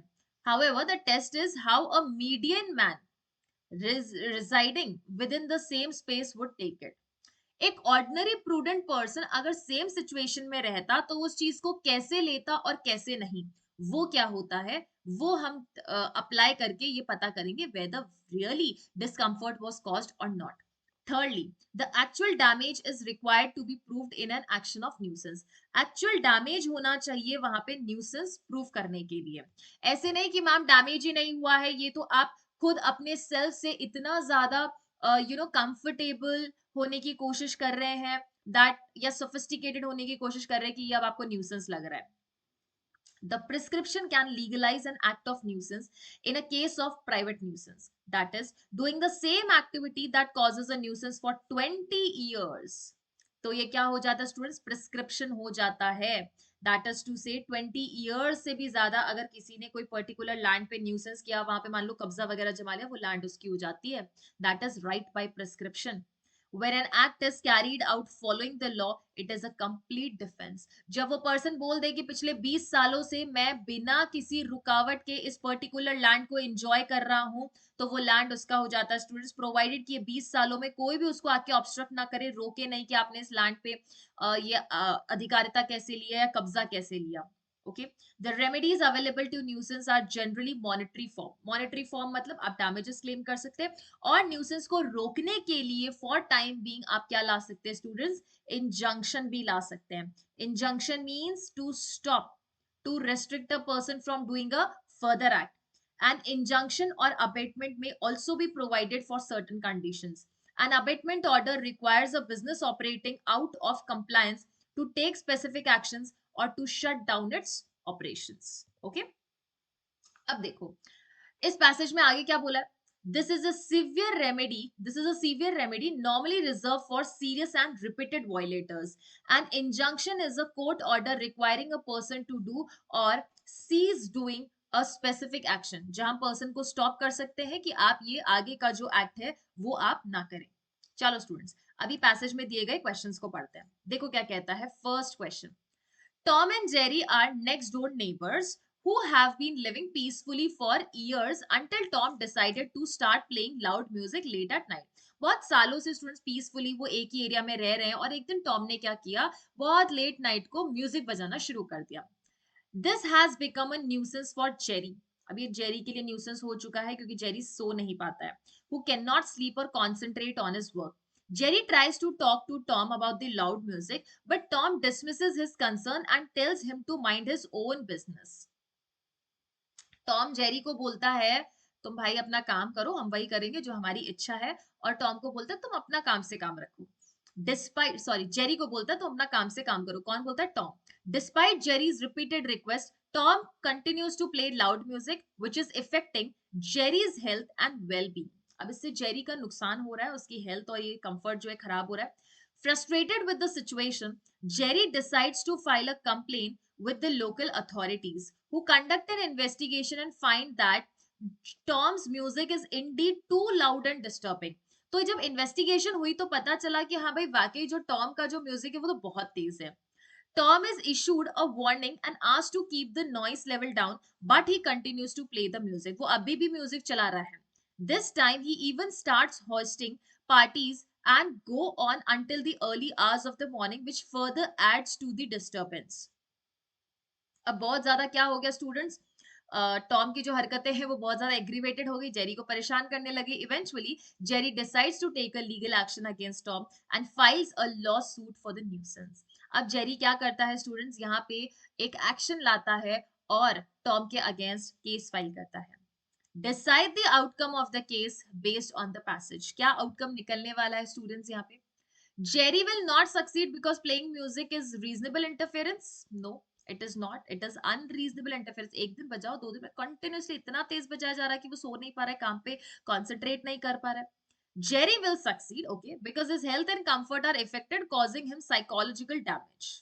Okay, सही है. बाकी options भी पढ़ते. Jerry will not succeed because Tom is playing the music for many years, which it makes valid. No, students land पे अपना राइट आप कंटिन्यूअसली एक्सरसाइज करते हो तो लैंड आपकी हो जाती है, लेकिन कंटिन्यूअसली लाउड म्यूजिक चलाने से आपको कंटिन्यूअस लाउड म्यूजिक चलाने का राइट नहीं मिल जाता. D. Jerry will succeed because it is unreasonable interference with his right affecting his health and resulting in damage. तो मोस्ट अप्रोप्रिएट डी है बिकॉज इसमें अनरीजनेबल इंटरफेरेंस वर्ड लगा रखा है and affecting his legal rights ये भी लगा रखा है. बी में है लेकिन बी में आधी चीजें दे रखी है, so D is the most appropriate option. Next question, students. Misha owns a small grocery store in a bustling town area. ठीक है. One day she notices that a new nightclub has opened up the next door. Misha क्या है, एक grocery store चलाती है students, और उसने देखा कि एक दिन उसके जस्ट पास में, जस्ट साइड में नाइट क्लब ओपन हो चुका है. At first she doesn't think much of it, but as the week go by, she begins to realize that the nightclub is causing lot of noise and disruption in her store. उसको पता चला, पहले तो उसने जाने दिया लेकिन बाद में पता चला कि जो नाइट क्लब है, नाइट क्लब में स्टूडेंट्स ऑब्वियसली बात है कि सॉन्ग्स डीजेस वगैरह रहने वाले, तो उसको रियलाइज हुआ कि अब ये जो नॉइस है उसको बहुत परेशान कर रही है, उसके बिजनेस को भी परेशान कर रही है. The loud music and the crowds of the people are scaring away her regular customers, and her employees are having a hard time concentrating on their work. उसके एम्प्लॉइज क्या नहीं है स्टूडेंट्स, अच्छे से फोकस नहीं कर पा रहे हैं. वहां पे जो लोग आ रहे हैं, जो इतनी क्राउड आ रही है, उसकी वजह से जो मीशा के जो कस्टमर्स हैं वो डर के भाग रहे हैं. She is mostly uncomfortable in a store and gets anxious very soon. वो जनरली बहुत अनकंफर्टेबल ही रहती है अपने स्टोर में, बहुत जल्दी एंशियस हो जाती है. She tries to talk to the night club owners but they refuse to make any changes और take responsibility for the noise. She files a lawsuit against the night club owner for the टॉट of nuisance. Who will win the case and किसके favour में जो है ये students case जाने वाला है, बताओ. जाहिर सी बात है स्टूडेंट्स, मेजर चीज आप देखना, the loud music and the crowds of people are scaring away her regular customers. तो ये तो सत्य है कि यहाँ पे लाउड म्यूजिक तो चल रहा है, लाउड म्यूजिक तो स्टूडेंट्स किसी के लिए भी अनकंफर्टेबल होने वाला है. इट्स नॉट कि जस्ट मीशा बहुत ज्यादा कंफर्ट जोन चाह रही है या बहुत ज्यादा कन्वीनियंस चाह रही है, ऐसा नहीं है, वो अनरीजनेबल सबके लिए है. Any prudent person in that situation would have acted in the same way. Misha will win the case, absolutely. Misha will win the case. Let's see कि इसमें से करेक्ट ऑप्शन क्या रहने वाला है. सारे ऑप्शंस पढ़ते हैं. Misha will win the case in her favor because there was unreasonable interference with her right over her land, injury to her health and damage to the business. Okay. See, देखो, Misha will win the case in her favor because her rights over her land were unreasonably interfered with, the leading to the discomfort from the perspective of reasonable man and damage to her business. C is most appropriate, students. उसकी health को नुकसान नहीं पहुंचा students, उसकी business को नुकसान पहुंचा है. उसके हेल्थ के बारे में कुछ नहीं बता पा रहा था. जेरी वाले केस में तो लास्ट में तो बता पा रहा था, वो सो नहीं पा रहा था. So option number C is correct. Okay. B option क्या बोल रहा है? The night club will win the case in the favour because they have right to operate the business. No, अपनी मन मर्जी से बिजनेस थोड़ी ऑपरेट कर सकते हैं. Nightclub will win the case in their favour because they open the club in the business area with the authority under law to create reasonable interference. Law कभी भी आपको रीजनेबल इंटरफेरेंस क्रिएट करने के लिए authority नहीं देता है students. It will never allow you for such things. Next question. Reena lives in a quiet residential neighborhood and her next door neighbor decides to open a commercial business in their home. Residential area में रह रही है वो, और उसके residential neighbourhoods हैं जो उन्होंने, इन पड़ोसियों ने क्या सोचा है कि कमर्शियल बिजनेस स्टार्ट करते हैं. They start running a day care centre with dozens of children coming and going every day, making noise and creating a lot of activity in the otherwise peaceful streets. The noise and the commotion from the daycare are constant and make it difficult for Reena to work from home, sleep at night or even relax in her own backyard. तो ये सारी चीजें रीना को परेशान कर रही है. बच्चों का आना जाना, चिल्लाना. अब बेटा, कमर्शियल बिजनेस आप रेजिडेंशियल एरिया में कैसे स्टार्ट कर सकते हो? आगे सुनो. Reena talks to the neighbor and explains her concern, but they refuse to do anything about it, insisting that they have a right to run their business from their home. अब इन shopkeeper का, that is Reena ने जब इनसे बात की तो इनका क्या कहना है कि हमारे पास तो राइट है कि हम अपना बिजनेस रेजिडेंशियल एरिया में चला सकते हैं. Reena decides to take legal action and file a nuisance lawsuit against her neighbour. File कर सकती है, बिल्कुल कर सकती है. She presents evidences of the noise and activity caused by the day care as well as testimony from the other neighbors who are similarly affected. बाकी neighbours से भी वो टेस्टिमनी लेके आती है और वो भी ये बोलते हैं कि हाँ जी, हम भी इन सारी चीजों से इफेक्टेड हैं. Assuming she succeeds, what are the possible remedies that will be awarded in this case? इस केस में possible remedy क्या award की जा सकती है students? Court can award Reena monetary compensation for a trouble which will be decided as per the various factors like discomfort, duration of interference. बिना monetary compensation देने के बाद भी अगर वो लोग डे केयर ऐसे चलाते रहे तब तो रीना की प्रॉब्लम तो अभी भी खत्म नहीं हुई ना. B. The court will award abatement order against the daycare until they will have to self-regulate the noise level. Children in the daycare or shut down their operation. देखो, abatement order नहीं दिया जाएगा students. Okay. The court will issue an injunction ordering Misha's neighbor to limit the number of children in their daycare, reduce the noise level and take other measures to reduce the impact of the neighborhood along with the monetary damages. तो इतने time तक के लिए जो उसको नुकसान हो उसकी भी भरपाई करो और आगे इंजंक्शन ऑर्डर दे देंगे जहां पे स्टॉप कर देंगे उसको कि आप इतने लोगों को मत एक साथ बुलाइए. अगर आपको करना ही है तो आप इस चीज को अच्छे से खुद से मैनेज कीजिए, नंबर ऑफ चिल्ड्रन को लिमिट कीजिए. डी बोल रहा है the court will ask the day care to move elsewhere in the business area and vacate the region. Students, यहाँ पे आपको एज अ जज के पॉइंट ऑफ व्यू से मार्क करना था, तो आपको ऐसा बैलेंस्ड ओपिनियन देना है कि दोनों ही पार्टी को नुकसान ना हो. Next question students. Lokesh moves into a quiet suburban neighborhood with his wife and children. Okay. After some day, the behavior of the neighboring family who had been living there for 15 years becomes unbearable for them. Lokesh अपनी wife के साथ, अपने बच्चों के साथ एक सब urban area में आया है. वहां के जो पड़ोसी है कुछ टाइम बाद जो 15 सालों से रह रहे, वो बहुत ज्यादा अजीब तरीके से बिहेव करने लग जाते हैं. The family often played loud music late at night, loud parties and had their guest park their car on the Lokesh lawn. Lokesh का जो लॉन है वहां पे गेस्ट जो है अपनी गाड़ी वगैरह पार्क करने लगे, लाउड लाउड म्यूजिक बजा रहे हैं. Lokesh tries to talk to his neighbors and politely ask them to keep the noise down and not to park at his lawn, but they refuse to listen and continue to behave inconsiderately. तो वो लोग अभी भी ये चीज को continue कर रहे हैं लोकेश के बोलने के बावजूद भी. Lokesh is frustrated and begins to feel like he can't enjoy his home anymore. Lokesh को ये लग रहा है कि वो अपने खुद के घर को ही enjoy नहीं कर पा रहा है. To make matters worse, the family also had a large dog that barks constantly बोल सकते हैं, incessantly throughout the day and night, disturbing not only Lokesh but entire neighborhood for the years. तो जाहिर सी बात है कि public nuisance हो रहा है. Despite numerous complaints from the neighbors and visits from the animal control, the family refuses to address the issues.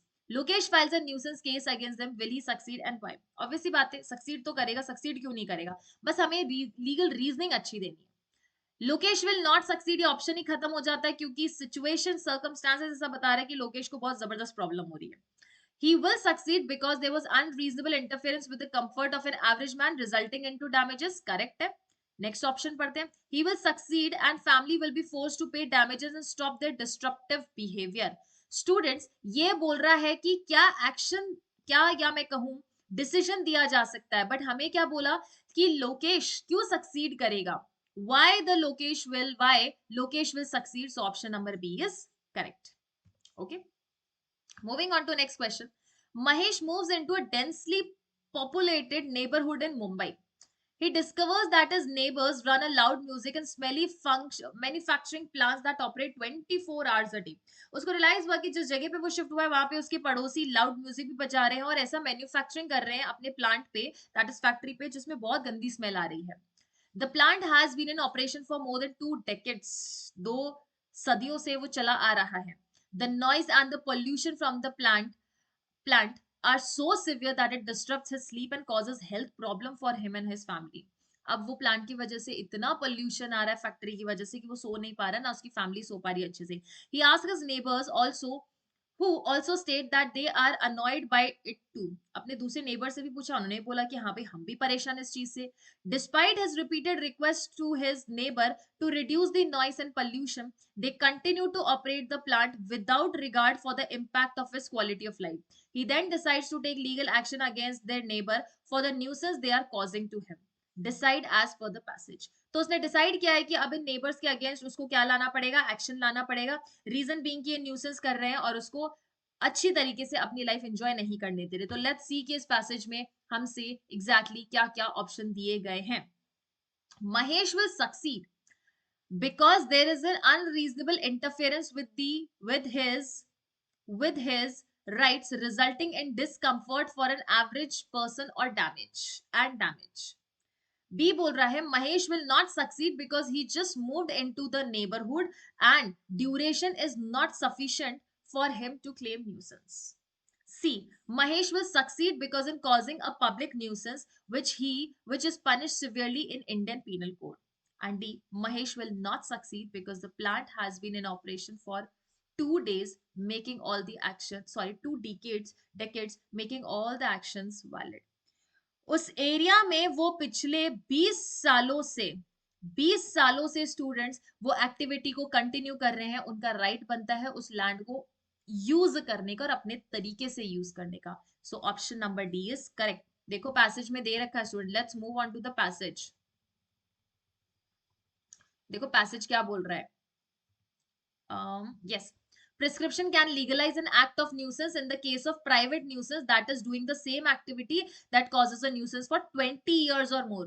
20 साल या 20 साल से ज्यादा के लिए अगर प्राइवेट न्यूसेंस किया जा रहा है किसी जगह पे, तो वहां पे उस पर्टिकुलर एरिया में वो एक्ट उनको क्या होता है स्टूडेंट्स, लीगलाइज होता है. लॉफुल होना चाहिए but the way to perform अगर ऐसा है कि जहां पे किसी को न्यूसेंस क्रिएट हो रहा है तो भी 20 इयर्स के बाद उनको राइट मिल जाता है by way of prescription. Clear है ये चीज? अगर ये चीज क्लियर है तो हम चलेंगे अगले पैसेज की तरफ.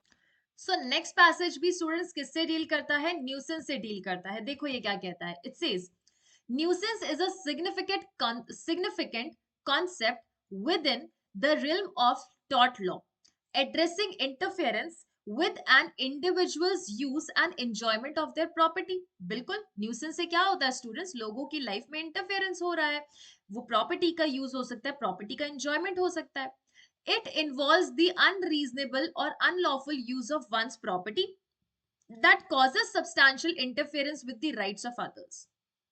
Nuisance can manifest in both private and public context and encompasses various forms of harms, including noise, odors, vibrations, pollution, and other disturbances. ये वो तरीके हैं स्टूडेंट्स जिससे कि न्यूसेंस क्रिएट किया जाता है।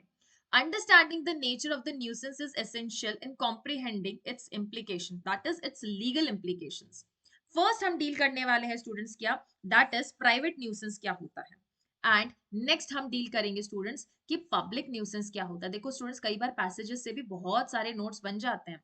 ओके चलो, private nuisance occurs when an individual's use or enjoyment for their property is unreasonably and substantially inferred with by the actions of another person. अगर दूसरे पर्सन ने किसी इंडिविजुअल के, दैट इज सिंगल पर्सन के rights को substantially and unreasonably interfere किया, वो private nuisance बन जाता है। This interference must go beyond the ordinary inconveniences of life. Factors considering in determining a private nuisance includes the sensitivity of the claimant, the nature of the activity causing the nuisance, the locality, and the duration and the severity of the interference. ये सारी चीजें help करती है students कि आप कितना damages claim कर सकते हैं। ये सब हेल्प आउट करता है आपको। Interference must go beyond the ordinary inconvenience of the life. Students जितना आपको इनकन्वीनियंस मिल सकता है उससे बहुत ज्यादा अगर इनकन्वीनियंस हो रहा है, हम कहेंगे वो प्राइवेट न्यूसेंस की कैटेगरी में आता है। आगे देखो, public nuisance. Public nuisance occurs when an act और a condition poses a substantial interference with the reasonable use and enjoyment of public rights. Public nuisance कब अकर होता है, जब एक्ट और कंडीशन ऐसी है जो सब्सटैंशियल इंटरफेरेंस कॉज करे reasonable use and enjoyment of public right से, such as public health, safety, comfort. बेटा जब भी पब्लिक की बात आएगी आपको वर्ड ध्यान रखना है हेल्थ, आपको वर्ड ध्यान रखना है सेफ्टी, आपको वर्ड ध्यान रखना है कंफर्ट। अगर इन चीजों से कोई भी इंटरफेरेंस पंगा करे, हम पब्लिक न्यूसेंस में जाएंगे। Unlike private nuisance, public nuisance affects the community at large और a considerable number of individuals. Considerable, एक दो नहीं, 100, 50, 1000, 1 लाख, 2 लाख, इतने अगर लोग हैं तो हम कहेंगे कि पब्लिक न्यूसेंस है। Examples of public nuisance includes pollution. अगर किसी भी फैक्ट्री ने स्टूडेंट्स पोल्यूशन किया किसी एक रेजिडेंशियल एरिया में, तो मान के चलना वहां पे हजारों लोगों को उस पोल्यूशन से प्रॉब्लम होगा और उनका peaceful right to enjoy the clean and safe environment वो वायलेट होगा। तो कहीं ना कहीं सीधा आर्टिकल 21 का इंफ्रेंचमेंट होता है इन चीजों से। obstructed public roads or unreasonably loud activities that disrupt the peace and the comfort of the community. तो ये कुछ एग्जांपल दे रखे हैं जिससे कि पब्लिक न्यूसेंस एक ही बार में हो सकता है एंड कम्युनिटी एट लार्ज को हार्म हो सकता है। Now what are the remedies for the nuisance? Nuisance की रेमेडीज क्या है? Remedies means what? उपचार, the ways by which you can pacify the effect or by which you can mitigate the effect जो कि nuisance की वजह से आपको हुआ है या पब्लिक को हुआ है, या फिर इसको कॉम्पनसेट हम कैसे करवा सकते हैं। Various remedies are available to address the nuisance. तो पहले हम देखेंगे स्टूडेंट्स कि प्राइवेट न्यूसेंस के लिए हमारे पास क्या क्या रेमेडी है। In private nuisance cases the affected party में सीक इंजंक्टिव रिलीफ। क्या ला सकते हैं वो? सीधी सी बात है, इंजंक्शन ला सकते हैं, इंजंक्शन क्लेम किया जा सकता है, which is a court order prohibiting the continuance of the nuisance. Damages may also be awarded to compensate for the harm suffered. Damage और किस लिए अवॉर्ड किए जा सकते हैं? ताकि जो हार्म हुआ है उसको कॉम्पनसेट किया जा सके। Public nuisance cases often involve governmental intervention and remedies may include abatement orders. और रेमेडीज क्या हो सकती है students?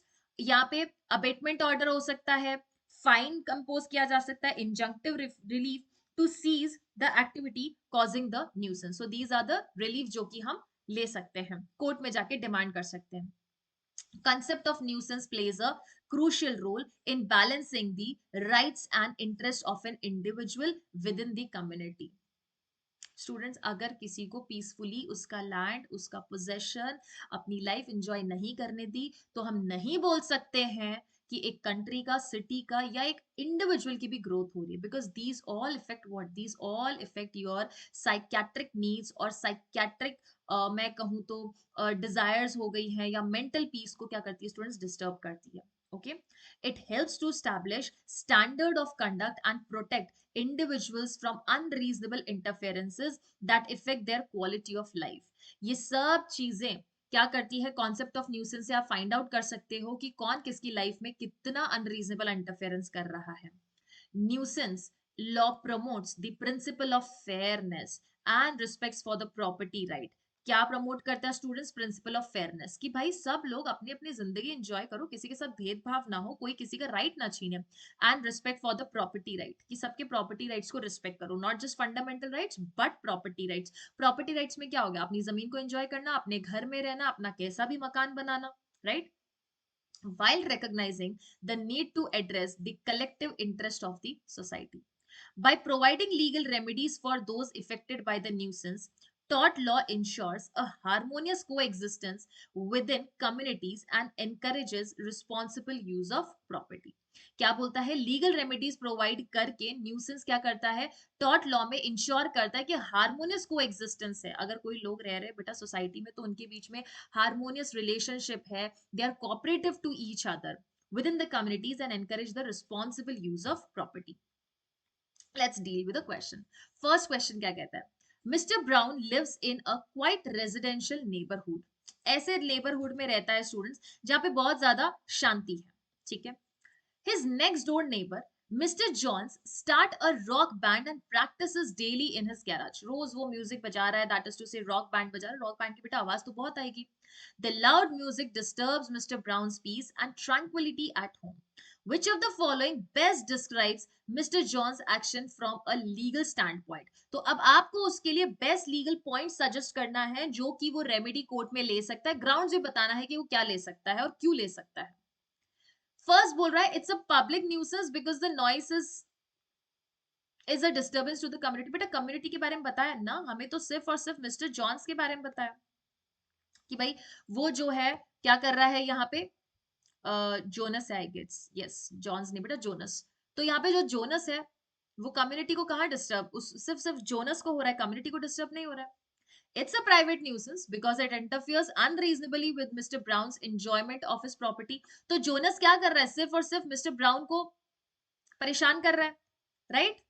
Yes, option number B correct है। Let's see other option. C बोल रहा है it's not a nuisance because Mr. Jonas has a right to practice music in his property. Practice it, but no unreasonable interference with your neighbors. It's a statutory nuisance because it involves noise pollution.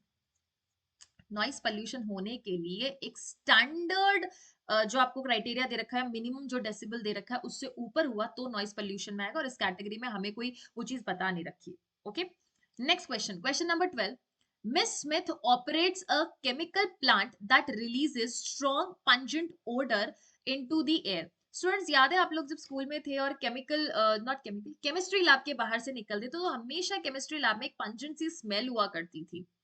क्यों? क्योंकि वहां पे chemicals का आप testing करते हो। बस वैसी केमिकल्स के मिक्सचर से जो पंजेंट स्मेल आती है ना, नोज बर्निंग टाइप स्मेल आती है, वैसी स्मेल उस पर्टिकुलर एरिया में आ रही है क्योंकि मिस स्मिथ क्या कर रही है? केमिकल प्लांट ऑपरेट कर रही है।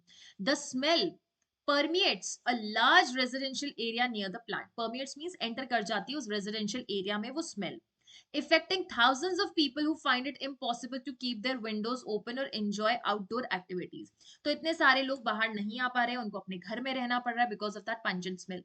In this situation, the unpleasant odor caused by Mrs. Smith's chemical plant can be legally classified as. इसको किसमें क्लासिफाई कर सकते हैं स्टूडेंट्स? इसको हम किसमें क्लासिफाई कर सकते हैं? Can we classify into public nuisance? Absolutely we can classify it. First बोल रहा है it is a private nuisance since it impacts the residents use and enjoyment of the private properties. No, उन्होंने बोला कि पूरे रेजिडेंशियल एरिया में problem हो रहा है।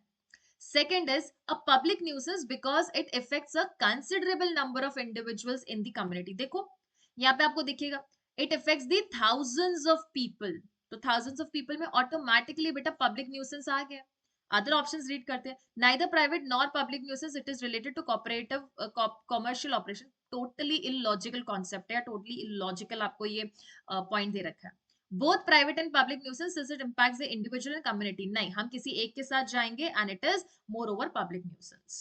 Okay, next question students. Mr. Jackson, a pianist, practices late into the night causing severe disturbance to his neighbor Mr. Clark, who has to wake up early for hours. Mr. Clark has complained multiple times to Mr. Jackson about this, but he has failed to change his practice schedule. What would be the most suitable remedy for Mr. Clark in the given situation? Pianist है बेटा, ये एक night में क्या करता है, practice करता है, जो भी म्यूजिक यंत्र तंत्र है वो सब कुछ करता है, जिसकी वजह से मिस्टर क्लार्क को क्या होता है, यहाँ पे प्रॉब्लम होता है। क्या रेमेडी हम इसको यहाँ पे दे सकते हैं students? Mister Clark should call the police to report the nuisance. हुआ कौन सा है? इंडिविजुअल। यहाँ पे हमको फैक्ट्स में इतना ही बता रखा है, इंडिविजुअल, या मैं कहूं तो इट इज प्राइवेट न्यूसेंस। कौन सा न्यूसेंस निकला बेटा? It is private nuisance. Second, Mr. Clark should request a court for injunctive relief to stop Mr. Jackson's late night practices. Injunctive relief means what? ये बोल रहा है कि आप कोर्ट जाके इंजंक्शन लेके आ जाइए, इंजंक्शन ऑर्डर ले आइए। सी बोल रहा है mister Clark should ask the city council to issue an abatement order against the mister Jackson. बेटा ये आपके पैसेज में भी आपको ये चीजें दे नहीं रखी है कि आप सिटी काउंसिल के पास चले जाओ। Mr. Clark should demand compensation from Mr. Jackson for the disturbance. Yes, compensation can be one of the thing, but compensation की वजह से वो nuisance continue होना रुक नहीं जाती, वो फिर भी continue होगी। So it is better to go for injunction, जिससे कि आप Mr. कौन था बेटा, कौन नॉइस कर रहा था? यस, मिस्टर जैक्सन को आप इमीडिएटली वहां पे रोक सको। क्लियर है? Moving on to the next question. A company named JKL Industries operate a chemical plant near the town of the Springville. Despite numerous complaints about the unpleasant odor and a hazy atmosphere, the company continues its operation. Company अभी भी operation को continue कर रही है, बहुत ही ज्यादा hazy बना दिया atmosphere, that is उसे बहुत धुंधला हो चुका है, बहुत pollution निकल रहा है वहां से, गंदी smell आ रही है। The entire town has been affected by this ongoing situation and it has hampered the townspeople's daily lives. What action should the residents of Springville take against JKL Industries? Entire town effect हुआ है, मतलब कौन सा nuisance है? Ma'am ये तो clear है कि इट इज पब्लिक न्यूसेंस। ठीक है, आगे पूछा क्या है? What action should the residents of Springville take against the JKL industries? क्या यहाँ पे स्टूडेंट्स रेमेडी उनके लिए बेस्ट होगी? The resident should individually sue JKL industry for private nuisance. क्या रेजिडेंट्स को इंडिविजुअली जेकेएल इंडस्ट्रीज को स्यू करने की जरूरत नहीं है? नहीं ना, पब्लिक न्यूसेंस के लिए लोग स्यू कर सकते हैं। The residents should collectively demand the company to move its operation elsewhere. The government should intervene to issue an abatement order against JKL Industries. जब ऐसी चीज होती है बेटा, जब ऐसी चीज होती है तो गवर्नमेंट बिल्कुल आ सकती है। अबेटमेंट ऑर्डर्स क्या होता है? अबेटमेंट ऑर्डर्स यहाँ पे गवर्नमेंट निकालती है, जहां पे बोल सकते हैं कि आप पूरी इंडस्ट्रीज को यहाँ से रिमूव कीजिए या कंप्लीटली जो है इंडस्ट्री सेटअप जो है वो बंद कर दीजिए। Residents should negotiate with the JKL industry for compensation. क्या negotiate करने से JKL industry उनको compensation देगी? नहीं. So the most effective is option number C. Option number C is most effective. Okay. Moving on to next question, students. Sarah lives in a densely populated urban area where a city park is used for public events like concerts and festivals. ठीक है? सारा एक ऐसे area में रहती है, densely populated urban area में, जहां पे एक सिटी पार्क है और वहां पे पब्लिक इवेंट्स, कॉन्सर्ट्स, फेस्टिवल्स होते रहते हैं। The park is adjacent to her apartment. Lately, the city has allowed concerts to go until late at night, causing loud music and disturbance for Sarah and other residents. Which legal principle would best describe Sarah's situation where she is experiencing interference with her property due to public events? अब इसमें से कौन सी जो है सारा की best situation होगी जहां पे वो उसको इंटरफेरेंस भी महसूस हो रहा है? Public nuisance due to substantial interference with the use of property, absolutely यही हो रहा है। पब्लिक न्यूसेंस है बेटा, अपार्टमेंट में रह रही है, सब लोगों को प्रॉब्लम हो रहा है, so it is public nuisance. Private nuisance as only Sarah is complaining? No. क्या बेटा सिर्फ सारा कंप्लेन कर रही है क्या? No. allowing the city has allowed the concert causing a loud music and disturbance for Sarah and other residents. तो ये private तो रहा ही नहीं, ये पब्लिक हो चुका है, तो पब्लिक तक यहाँ पे बिल्कुल करेक्ट है। No nuisance since the concert are held in public space and have permission. No, they have permission. Permission होने का ये मतलब नहीं कि लाउड म्यूजिक बजा लोगे। Statutory authority as the city has the right to permit concerts in the public space. They have the right to allow, but they do not have the right to create interference with the others' rights. Okay, so answer number A is correct. Option number A is correct for question number 50. चलेंगे students अगले passage की तरफ। So students next आपका passage deal करता है assault and battery से। तो देखो पहले आपको पैसेज क्या दे रखा है? It says Assault and battery are related offenses that involve physical harm or threat of harm done to a person. तो असॉल्ट एंड बैटरी स्टूडेंट्स किसी एक इंडिविजुअल को किया जाता है, क्या होता है, किसी एक इंडिविजुअल को होता है। और बेसिकली इसमें अच्छे से देखें तो यहाँ पे एक एप्रीहेंशन होता है। क्या होता है, एक फियर होता है, एक एप्रीहेंशन होता है कि आपके साथ हो सकता है कि कोई ऑफेंस कर दिया जाए इन लॉ ऑफ क्राइम, और यहाँ पे कोई टॉट कर दिया जाए in law of torts. Okay, assault refers to the wrongful threat or attempt to physically harm someone that reasonably causes fear of injury. It does not require actual physical contact. The threat can be conveyed through words, gestures, or weapons that create a reasonable apprehension of harm in victim's mind. Victim को ऐसा लग सकता है कि शायद मेरे against कोई ऐसा टॉट कर दिया जाए, मुझे कोई हार्म हो जाए, मुझे कोई इंजरी हो जाए, कैसे हो सकता है। It can be conveyed through any words, कोई भी वर्ड से हो सकता है। मान लो अगर कोई किसी को बोलता है अभी एक चाटा मार दूंगा खींच के, अभी एक मैं हो सकता है कि तुम्हें स्टैब कर दूं, तुमने मेरे साथ ऐसा किया मैं तुमसे रिवेंज ले लूंगा। तो वर्ड्स प्लस जब वर्ड्स को कम्युनिकेट किया जा रहा है, क्या वर्ड्स को सिलेक्ट किया जा रहा है, किस तरीके से वर्ड्स को कम्युनिकेट किया जा रहा है, इन सब से अगर एक रीजनेबल एप्रीहेंशन बनता है तो हम बोलेंगे असॉल्ट एंड बैटरी का ऑफेंस बन रहा है, offence in law of crime and टॉट इन लॉ ऑफ टॉट्स। अब असॉल्ट और बैटरी में डिफरेंस क्या है, इस पैसेज में ही समझेंगे। जेस्चर्स हो सकता है कोई, अगर कोई डराते हुए बहुत वियर्ड सा फेस बनाते हुए दिखे तो एप्रीहेंशन हो सकता है। कोई वेपन्स अगर आपको शो करे तो, for example, raising a fist to someone in in threatening manner constitute assault. अगर आप अपना फिस्ट ऐसे पकड़ के मुट्ठी घुमाते हो या किसी को ऐसे हाथ दिखाते हो तो लगेगा कि आप क्या कर सकते हो, फोर्स यूज कर सकते हो और उस पर्सन को सामने से क्या कर सकते हो स्टूडेंट्स, नुकसान पहुंचा सकते हो। ये अप्रीहेंशन आ सकता है किसी भी पर्सन को, राइट। आगे देखो, battery refers to the actual offensive physical contact. किसको रेफर करता है स्टूडेंट्स, एक्चुअल फिजिकल कॉन्टैक्ट, जहां हम किसी पर्सन को फिजिकली टच कर रहे हैं with another person without their consent, बिना उसकी कंसेंट के। It involves unlawful touching of victims body and even if it does not result in injury. भले स्टूडेंट्स कोई फिजिकल इंजरी नहीं हो, बट अगर हमने उसको इस तरीके से टच किया है जहां उसकी कंसेंट नहीं ली है और उसको डर हुआ है कि वी कैन कॉज हार्म और injury, then in that case it will amount to tort of assault or battery. For instance, showing someone would amount to battery.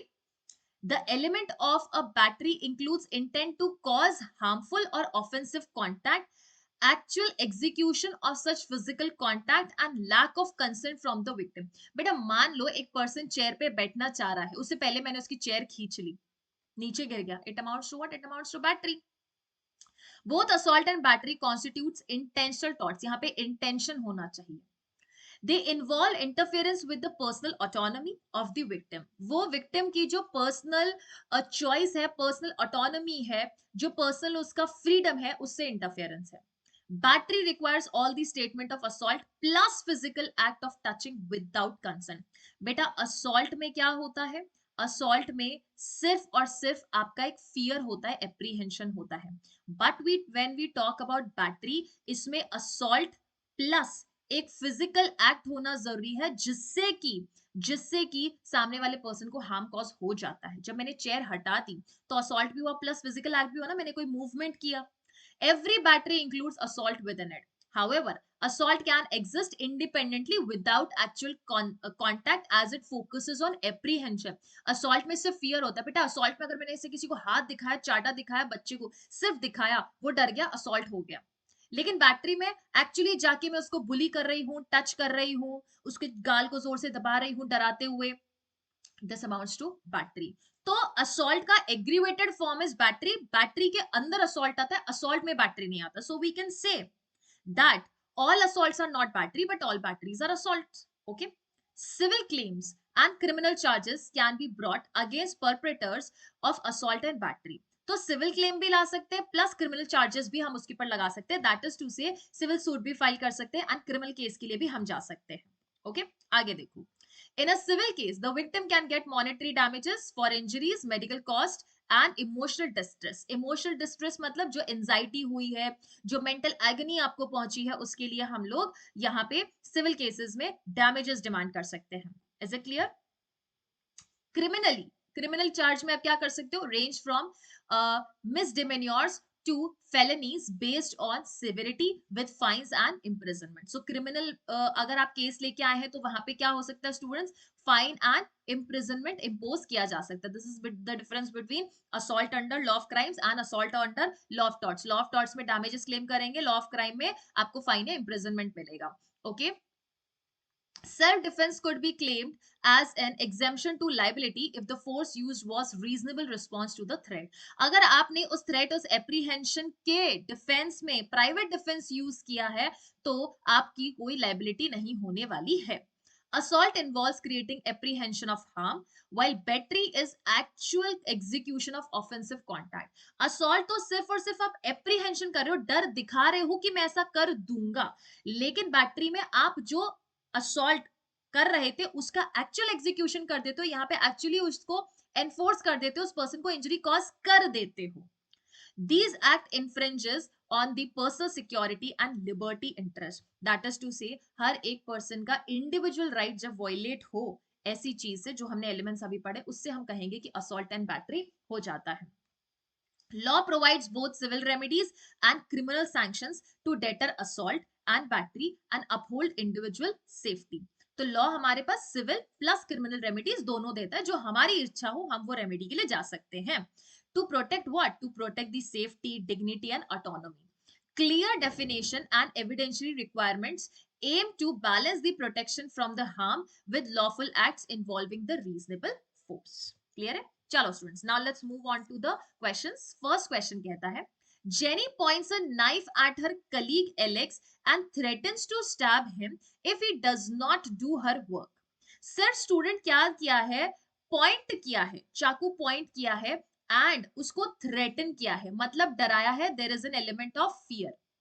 She moves towards Alex with the knife while shouting threats. वो Alex की तरफ move कर रही है और उसको डराते हुए मूव कर रही है. Alex is terrified and stays at a distance from Jenny.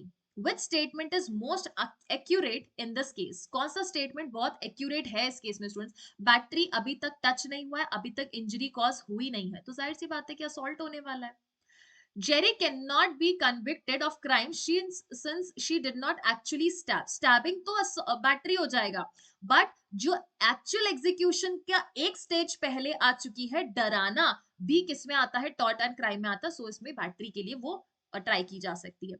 Jenny can be convicted for battery as she made physical contact. Battery के लिए नहीं, सॉरी स्टूडेंट्स, बैटरी के लिए ट्राई नहीं की जाएगी क्योंकि फिजिकल अभी कॉन्टैक्ट हुआ नहीं है. Jenny can be convicted for assault as she created the apprehension. Threat दिया ना.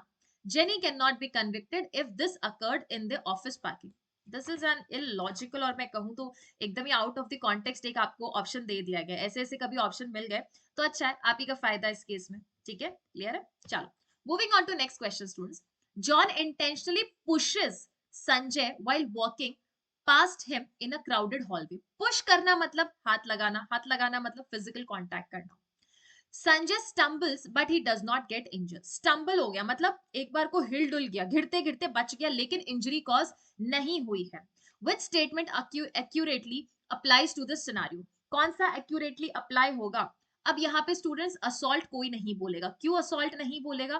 क्योंकि यहाँ पे फियर नहीं हुआ, यहाँ पे बैटरी हुआ. वाई बैटरी हुआ? Reason being students, physical touch हो गया है, फिजिकल एक्ट हो गया है, और इस फिजिकल एक्ट की वजह से वो स्टम्बल हो गया था. देखो, C, yes, he stumbles but does not get injured.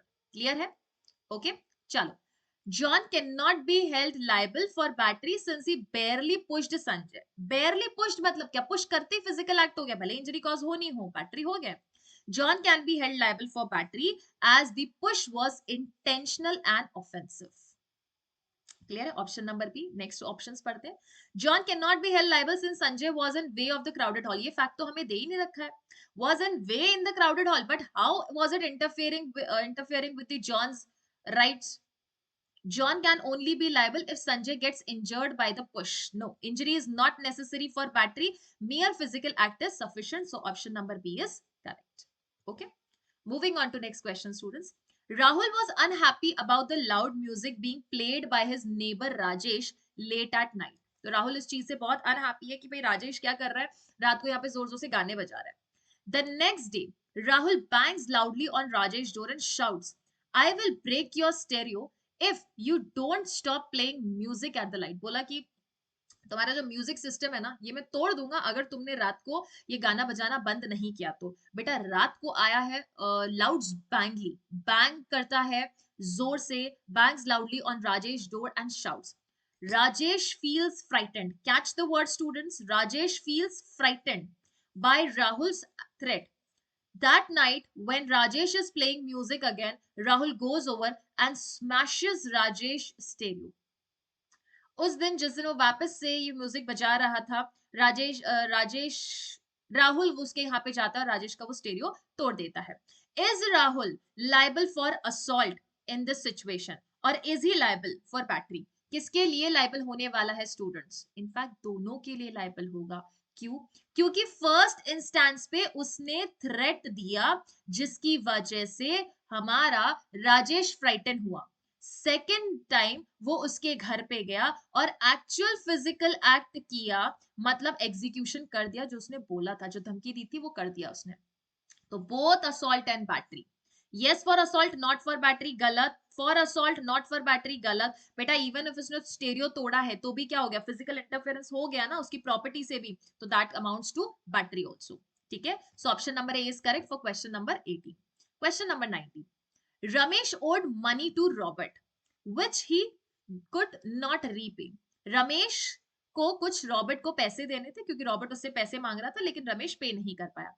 To recover the amount, Robert visited Ramesh's house with a goldsmith to evaluate and take Ramesh's gold possession worth the owed amount.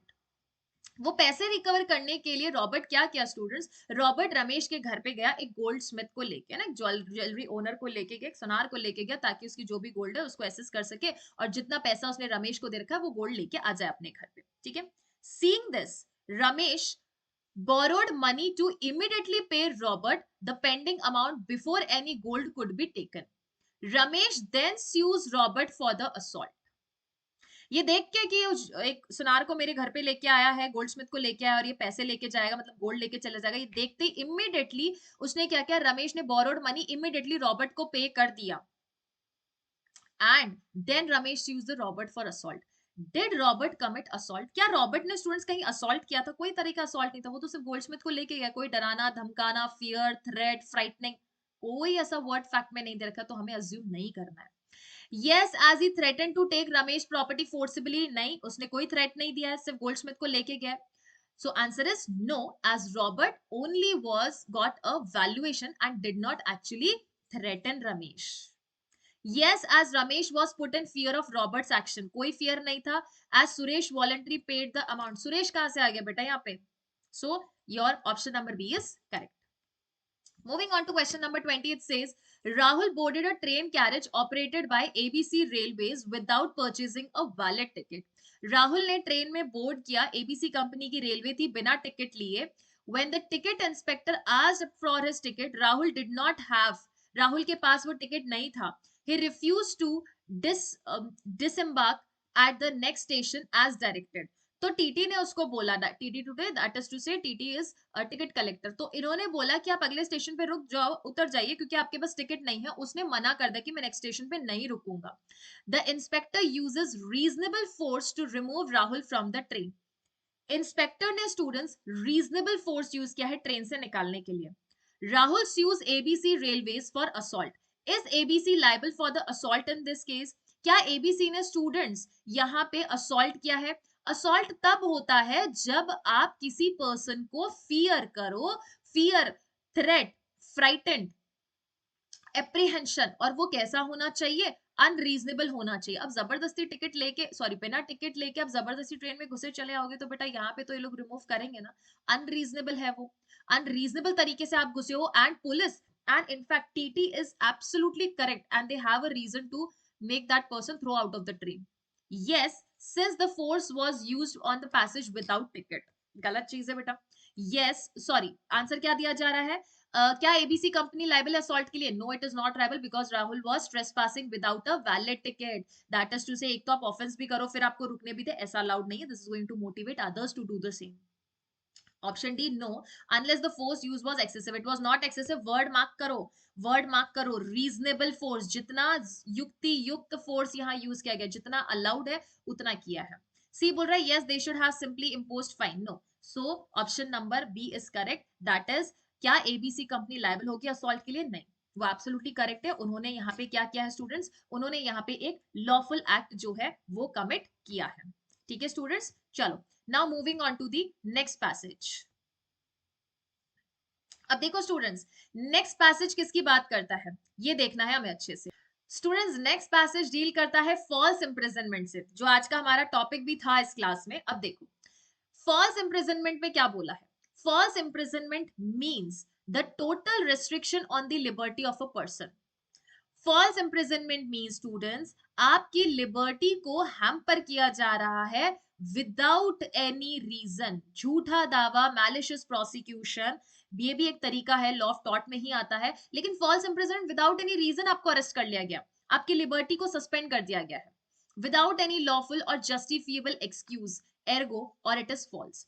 The imprisonment can be either actual और constructive. Imprisonment या तो actual हो सकता है, constructive हो सकता है. Actually मतलब एक्चुअली बंद करना, कंस्ट्रक्टिव मतलब आपके ऊपर वो पर्सन आके अथॉरिटी जमा रहा, बोल रहा है तुम यहाँ से कहीं से निकल नहीं सकते. The latter being the case where the person is wrongfully told he or she is not free to move about and thus kept in, but there is no physical restriction such as being locked in a room or a cell. Actual जो restriction है students, actual imprisonment में क्या होता है, आपको किसी cell में, room में लॉक कर दिया है. लेकिन कंस्ट्रक्टिव इंप्रिजनमेंट में क्या होता है कि आपको बस बोल दिया कि आप यहाँ से मूव नहीं कर सकते. हालांकि कहीं बंद नहीं किया, बस आपको रोक लिया गया है. फोर्स से हो सकता है, पावर से हो सकता है, बस आपको वहां से मूव नहीं करने दिया जा रहा है. Total restraint only occurs when person's movement is restricted to a small well-defined area such as a room. तो जो टोटल रेस्ट्रिक्शन है, हम कब बोलेंगे कि वो हो गई है, जब किसी पर्सन का मूवमेंट कंप्लीटली बैन कर दिया गया है, या बोल दिया गया है कि आप एक पर्टिकुलर रूम में ही मूव कर सकते हो, इसके बाहर कहीं नहीं जा सकते, बाहर की दुनिया नहीं देख सकते. Conversely, if a passage way to hall is blocked, एक पैसेज वे है हॉल के लिए, अगर वो ब्लॉक कर दिया गया, and a person has to take another way, दूसरे वे से जा सकता है वो, which is some distance away, it will not amount to total restraint. Beta, it is just like wrongful restraint and wrongful confinement. Restraint means what? एक particular area में आपको जाने के लिए रोक दिया, लेकिन अगर दूसरे एरिया से आप वहां जा सकते हो तो इट इज पार्शियल रिस्ट्रिक्शन, जिसको हम wrongful restraint बोलते हैं.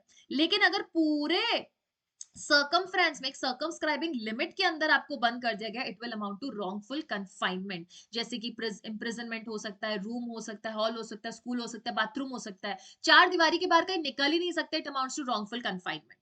वैसे कि वैसे यहाँ पे टोटल रिस्ट्रेन कैसा आता है, ये वाला, कि आप इस एक कमरे के अंदर मूव कर सकते हो, बाहर कहीं नहीं जा सकते हो. Okay, that is because there is an alternative here which is known to the claimant, that is another way to move about. The alternative means or means of escape should be one which is reasonable. तो जो alternative means है दूसरी जगह से जाने का, जहां हम बोल रहे कि पार्शियल रिस्ट्रेन हो रहा है, तो वो रीजनेबल होना चाहिए, जहां से वो जा सकता है. Okay, therefore total restraint restricts the movement of a person completely, just like the phrase suggests. The passageway situation is a one of partial restraint. तो हमने अभी जो passage way of hall को जो restrict किया था, that is a partial restraint, या मैं कहूँ तो wrongful restraint है. लेकिन total restraint means what? Wrongful confinement, as हमने law of crimes में पढ़ा है. This restraint can be only for a period of time. सिर्फ एक time तक के लिए हो सकता है, however short or long. This is probably because what is short amount of time and what is long is a very subjective of question. But a matter pertaining to an individual's personal space and liberty is very serious, so allowing for such vagueness to create loopholes would not have been prudent. आगे देखो क्या लिखा है. The defense for false imprisonment would be voluntary act from the defendant to be imprisoned. False imprisonment का valid defence क्या हो सकता है? वैलिड डिफेंस ये हो सकता है कि डिफेंडेंट ने खुद बोला है कि हमें इम्प्रिजनमेंट कर दीजिए, हमारा खुद का इम्प्रिजनमेंट कर दीजिए. However, voluntary in certain cases includes knowledge. So if you were detained wrongly and you kept it unknowingly, and that will not be a voluntary act. बेटा यहाँ पे थोड़ा सा नॉलेज होना जरूरी है, थोड़ा नहीं कहने का मतलब है नॉलेज होना जरूरी है। अगर आपको पता है कि इस पर्सन को यहाँ बंद करने से ये रॉन्गफुल रिस्ट्रेन, रॉन्गफुल कन्फाइनमेंट या फॉल इम्प्रिजनमेंट में आता है, तो आपको यहाँ पे हम कह सकते हैं कि डैमेजेस पे करना पड़ सकता है लॉ ऑफ टॉर्ट्स में, एंड लॉ ऑफ क्राइम में आपको पनिशमेंट मिल सकती है। बट नोइंगली नहीं था, आपने ऐसे ही गेट लगा दे, पता चला कि लॉक हो गया, that will not amount to restrain or false imprisonment. Referring to the personal liberty bit again, this is simply logical that it's not a voluntary act, else it would be misused widely. चलो students, moving on to the first question. First question क्या कहता है आपको ये समझते हैं। It says Faizan was mugged by a group of strangers on his way home. क्या था? फैजान एक ग्रुप ऑफ स्ट्रेंजर्स के थ्रू ऑब्स्ट्रक्ट कर दिया गया। He was consequently beaten up, consequently उसके बाद उसको पीटा गया। Absolutely terrified he ran into his home alone. He ran to his home, अपने घर को भाग गया। Before he could contact the police for the help, he received a threat call warning him to not inform the police. इससे पहले students वो police को inform कर पाता, उसको ये बोल दिया गया कि तुम पुलिस को कांटेक्ट करने की कोशिश नहीं करोगे, धमकी दे दी गई। The person threatened him if he came out of his house, he will be shot dead immediately. उसको ये भी थ्रेट कर दिया गया कि अगर तुम अपने घर से बाहर आए तो तुम्हें जान से मार दिया जाएगा, ये भी धमकी उसको दे दी गई। Faizan was absolutely terrified and he did not step out of his house for a week. एक हफ्ते के लिए वो बाहर ही नहीं निकला है। बताओ ये क्या हुआ? This does not amount to false imprisonment because he voluntary chose to be in. पर वो अंदर वॉलेंट्री चोज, कैसे वॉलेंट्री चोज? वो अंदर रहा क्यों? बिकॉज उसको थ्रेट दिया गया, वो धमकी की वजह से मजबूर हो गया है अंदर रहने को, अपनी मर्जी से नहीं। मर्जी तो होती उसको कोई धमकी नहीं देता तो। So this amounts to false imprisonment. चाहे आप मजबूर करके रखो, इंटेंशनली खुद आके लॉक दो, it amounts to false imprisonment students. Okay, next question. Malang accidentally locked his junior in his fourth floor office on Friday evening. मलंग ने क्या किया स्टूडेंट्स? एक्सीडेंटली अपने जूनियर को फोर्थ फ्लोर में अपने ऑफिस में फ्राइडे इवनिंग को बंद कर दिया, accidentally. The office was supposed to be shut on Saturday and Sunday. His junior tried reaching out to people but no away. वो जो जूनियर था वो कोशिश कर रहा था कि वो लोगों को रीच आउट कर सके, क्योंकि ऑफिस में बंद कर दिया, सैटरडे संडे ऑफिस बंद था, तो पूरा वीकेंड उसको ऑफिस में गुजारना पड़ा। His junior tried reaching out to people but कोई facility avail नहीं हो पाई। Claustrophobic, he had to get down using the window of the washroom. Claustrophobic means उसको ऐसे बंद जगह में रहने से डर लगता है, तो ये देखते हुए उसको वॉशरूम की विंडो से बाहर आना पड़ा। He was very enraged by the lack of responsibility of the senior and decided to sue him. वो उसको sue करना चाहता है। बताओ, can he sue? Can he sue? Obviously बात है ना बेटा, obviously he can sue. False imprisonment हुआ है। This is not false imprisonment as there was a alternative to way out. जो बोल रहे हैं, जो स्टूडेंट्स को लगता है कि हाँ मैम ऑल्टरनेटिव वे आउट था, अब भी हम पैसेज में पढ़ के आए हैं कि जो दूसरा ऑल्टरनेटिव वे होना चाहिए वो रीजनेबल होना चाहिए। क्या हर कोई पर्सन, अगर गेट बंद होता है तो हर कोई पर्सन वॉशरूम की खिड़की से बाहर आता है क्या? नहीं, दैट इज एन अनरीजनेबल। वो तो उसने खुद जुगाड़ करके वो तरीका देखा और अपनाया। ऑल्टरनेटिव वे क्या हो सकता है? लिफ्ट हो सकता है, पीछे का दरवाजा हो सकता है, स्टेयर केसेस हो सकता है, साइड का दरवाजा हो सकता है, बट वॉशरूम की खिड़की से बाहर आना ये कोई ऑल्टरनेटिव वे पहले से अवेलेबल नहीं था। अगर ऑल्टरनेटिव वे अवेलेबल है तो हम बोलेंगे कि पार्शियल रिस्ट्रेन हुआ है और फॉल्स इम्प्रिजनमेंट नहीं हुआ। लेकिन जो आपके पास दूसरा ऑप्शन अवेलेबल था वो रीजनेबल ऑप्शन नहीं था, so for that reason false imprisonment हुआ है। This does not amount to false imprisonment as it was his office space. Office space में भी एक टाइम तक ही रहेगा ना, ऐसे थोड़ी घर उसमें कोई भी लॉक करके चला जाएगा। This amounts to false imprisonment. ये फॉल्स इम्प्रिजनमेंट था। This does not amounts to false imprisonment as it was unintentional. Even if it was intentional, but knowledge तो इतनी पता है ना, नॉलेज तो इतना पता है कि जब ऑफिस से निकल रहे हो तो आप पता रखो कि अंदर कोई नहीं है। ओके, चलो next question students. In the wake of an outbreak of the pandemic Corona 2020, the government issued order for the general public to stay inside the home till the situation is brought under the control. Government ने ये notification निकाल दिया। Notice तो क्या, notification नहीं होता है, order होता है, नोटिस होता है कि कोई भी पर्सन अपने घर से बाहर नहीं निकलने वाला है। रीजन क्या है कि यहाँ पे कोविड का ब्रेकआउट हो चुका है, तो no person is allowed to move out of their home. Pursuant to such an order, police became vigilant and ordered that all the residents be inside the premises of their house, कि सभी लोग अपने अपने घर में रहें। One, Mr. Piramal had to go to his routine medical checkup, but the police stood outside his home warning him not to leave the premises. Choose the best outcome. क्या यहाँ पे स्टूडेंट्स रीजनेबल थी government? Yes, absolutely reasonable थी government. Government के पास reason था ना ये चीज करने का. पुलिस ऑफिसर क्या रीजनेबल थे रोकने में? यस, रोकने में रीजनेबल थे. क्या पब्लिक बोल सकती है कि हमको फॉल्स इंप्रिजनमेंट क्या नहीं कर सकती? वाई रीजनेबल ग्राउंड्स थे गवर्नमेंट के पास. This is not false imprisonment as it was based on justiciable grounds or justifiable grounds. Correct है. This does not amount to false imprisonment as he chose to stay inside. He chose to stay inside. Why he chose to stay inside? Because government ने बोला. This पहली बात तो उसने अंदर रहना माना ही नहीं था, वो बाहर जाना चाहता था मेडिकल चेकअप के लिए. This amounts to false imprisonment? No, it does not बेटा. This does not amount to fall imprisonment as it was unintentional. Government का इंटेंशन थोड़ी ना देखना, हमको तो जस्टिफिएबल ग्राउंड देखना है. तो जस्टिफिएबल ग्राउंड क्या था? Covid outbreak. Okay, next question students. Kaizen went to a hospital. Kaizen went to a hospital for routine checkup. However, nurse took in the ward and injected him with anesthesia without any requirement on the same. जरूरत ही नहीं थी anaesthesia की, फिर भी यहां पे nurse ने उसको एनेस्थीसिया दे दिया. एनेस्थीसिया देने से क्या होगा? पर्सन अनकॉन्शियस हो जाएगा. अनकॉन्शियस होने से क्या होगा? उसको पता ही नहीं चलेगा क्या हो रहा है क्या नहीं हो रहा है, वो बाहर कहां से जाएगा कहां से नहीं जाएगा. Okay, because of kaizen, because of this Kaizen got unconscious and had to stay at the hospital for more than hours than he intended to. जितना उसको हॉस्पिटल में रुकना चाहिए था उससे ज्यादा समय तक के लिए उसको वहां पे रुकना पड़ गया, बिकॉज उसको एनेस्थीसिया प्रोवाइड कर दिया गया. After he regained his conscious, the nurse apologize for her mistake. Nurse ने उससे माफी मांगी कि मुझसे गलती हो गई, मैंने आपको गलती से एनेस्थीसिया दे दिया. However, kaizen missed an important appointment because of this. उसकी एक अपॉइंटमेंट थी, वहां ज्यादा देर तक के लिए रुकना पड़ गया ऑफिस में, सॉरी हॉस्पिटल में. Choose the best outcome. Best outcome choose करना है स्टूडेंट्स. क्या ये फॉल्स इंप्रिजनमेंट था? एब्सोल्युटली फॉल्स इंप्रिजनमेंट था. फॉल्स इंप्रिजनमेंट इंटेंशन की आवश्यकता नहीं होती है. नेग्लिजेंस भी किया है अपने पार्ट पर उस पर्टिकुलर नर्स ने. This does not amounts to false imprisonment. गलत. This amounts to false imprisonment. Absolutely correct.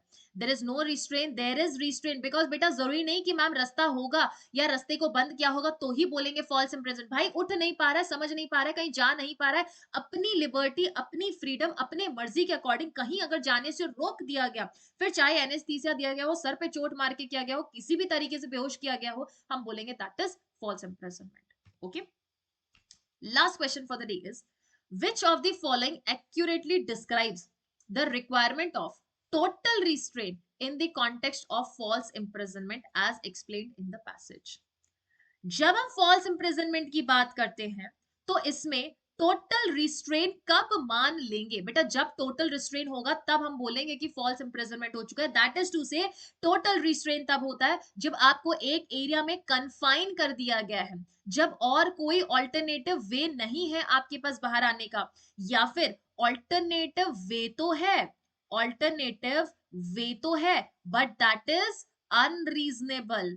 वो अनरीजनेबल है. जैसे कि अभी हमने देखा वॉशरूम की खिड़की से बाहर आया है, ऑल्टरनेटिव वे होने के बावजूद भी that is an unreasonable way. That is the reason कि वहां पे हम फॉल्स इंप्रिजनमेंट का ऑप्शन मार्क करके आए थे.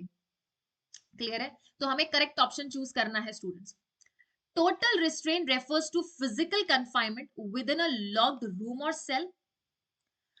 partial restraint is sufficient for an act to be considered false imprisonment. नहीं, partial restraint हो गया तो false imprisonment में नहीं आएगा.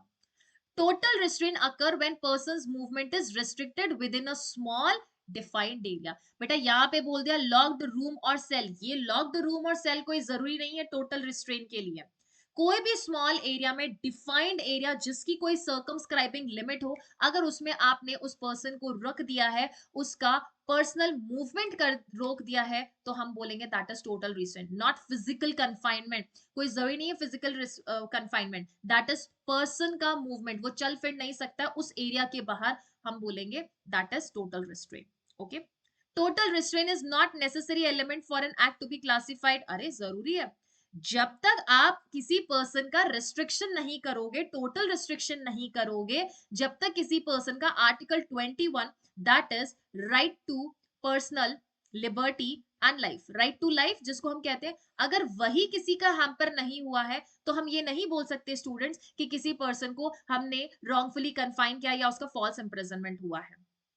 क्लियर है ये चीज? तो ये सारे पैसेजेस थे आज स्टूडेंट्स हमारे पास। तो हमने आज क्या क्या पढ़ा स्टूडेंट्स? सबसे पहले आज हमने अपनी जर्नी स्टार्ट की थी नेग्लिजेंस से, फिर हमने पढ़ा न्यूसेंस क्या होता है, उसके बाद हमने पढ़ा व्हाट इज नर्वस शॉक कब मिलता है, फिर हमने पैसेज में क्या पढ़ा बेटा? बैटरी पढ़ा। पैसेज में एक और चीज पढ़ी हमने, असॉल्ट पढ़ा। और हमने पैसेज में क्या पढ़ा था? फॉल्स इम्प्रिजनमेंट पढ़ा था। और फॉल्स इम्प्रिजनमेंट होने के लिए क्या जरूरी होना चाहिए बेटा? टोटल रिस्ट्रेन होना जरूरी है। So these were all the things that we have studied today. I hope कि आपको ये चीजें समझ आई होगी किस तरीके से हम इन क्वेश्चंस को अटेम्प्ट कर सकते हैं। लॉ ऑफ टॉर्ट्स बहुत सिंपल सा अच्छा सा छोटा सा सब्जेक्ट है, लॉ ऑफ क्राइम के साथ इसको कनेक्ट करके पढ़ोगे बहुत मजा आएगा। ठीक है? So yes, that was all from my side in today's session. I hope that you all have enjoyed this session. We will meet in another new session. Till then, thank you. Thank you so much.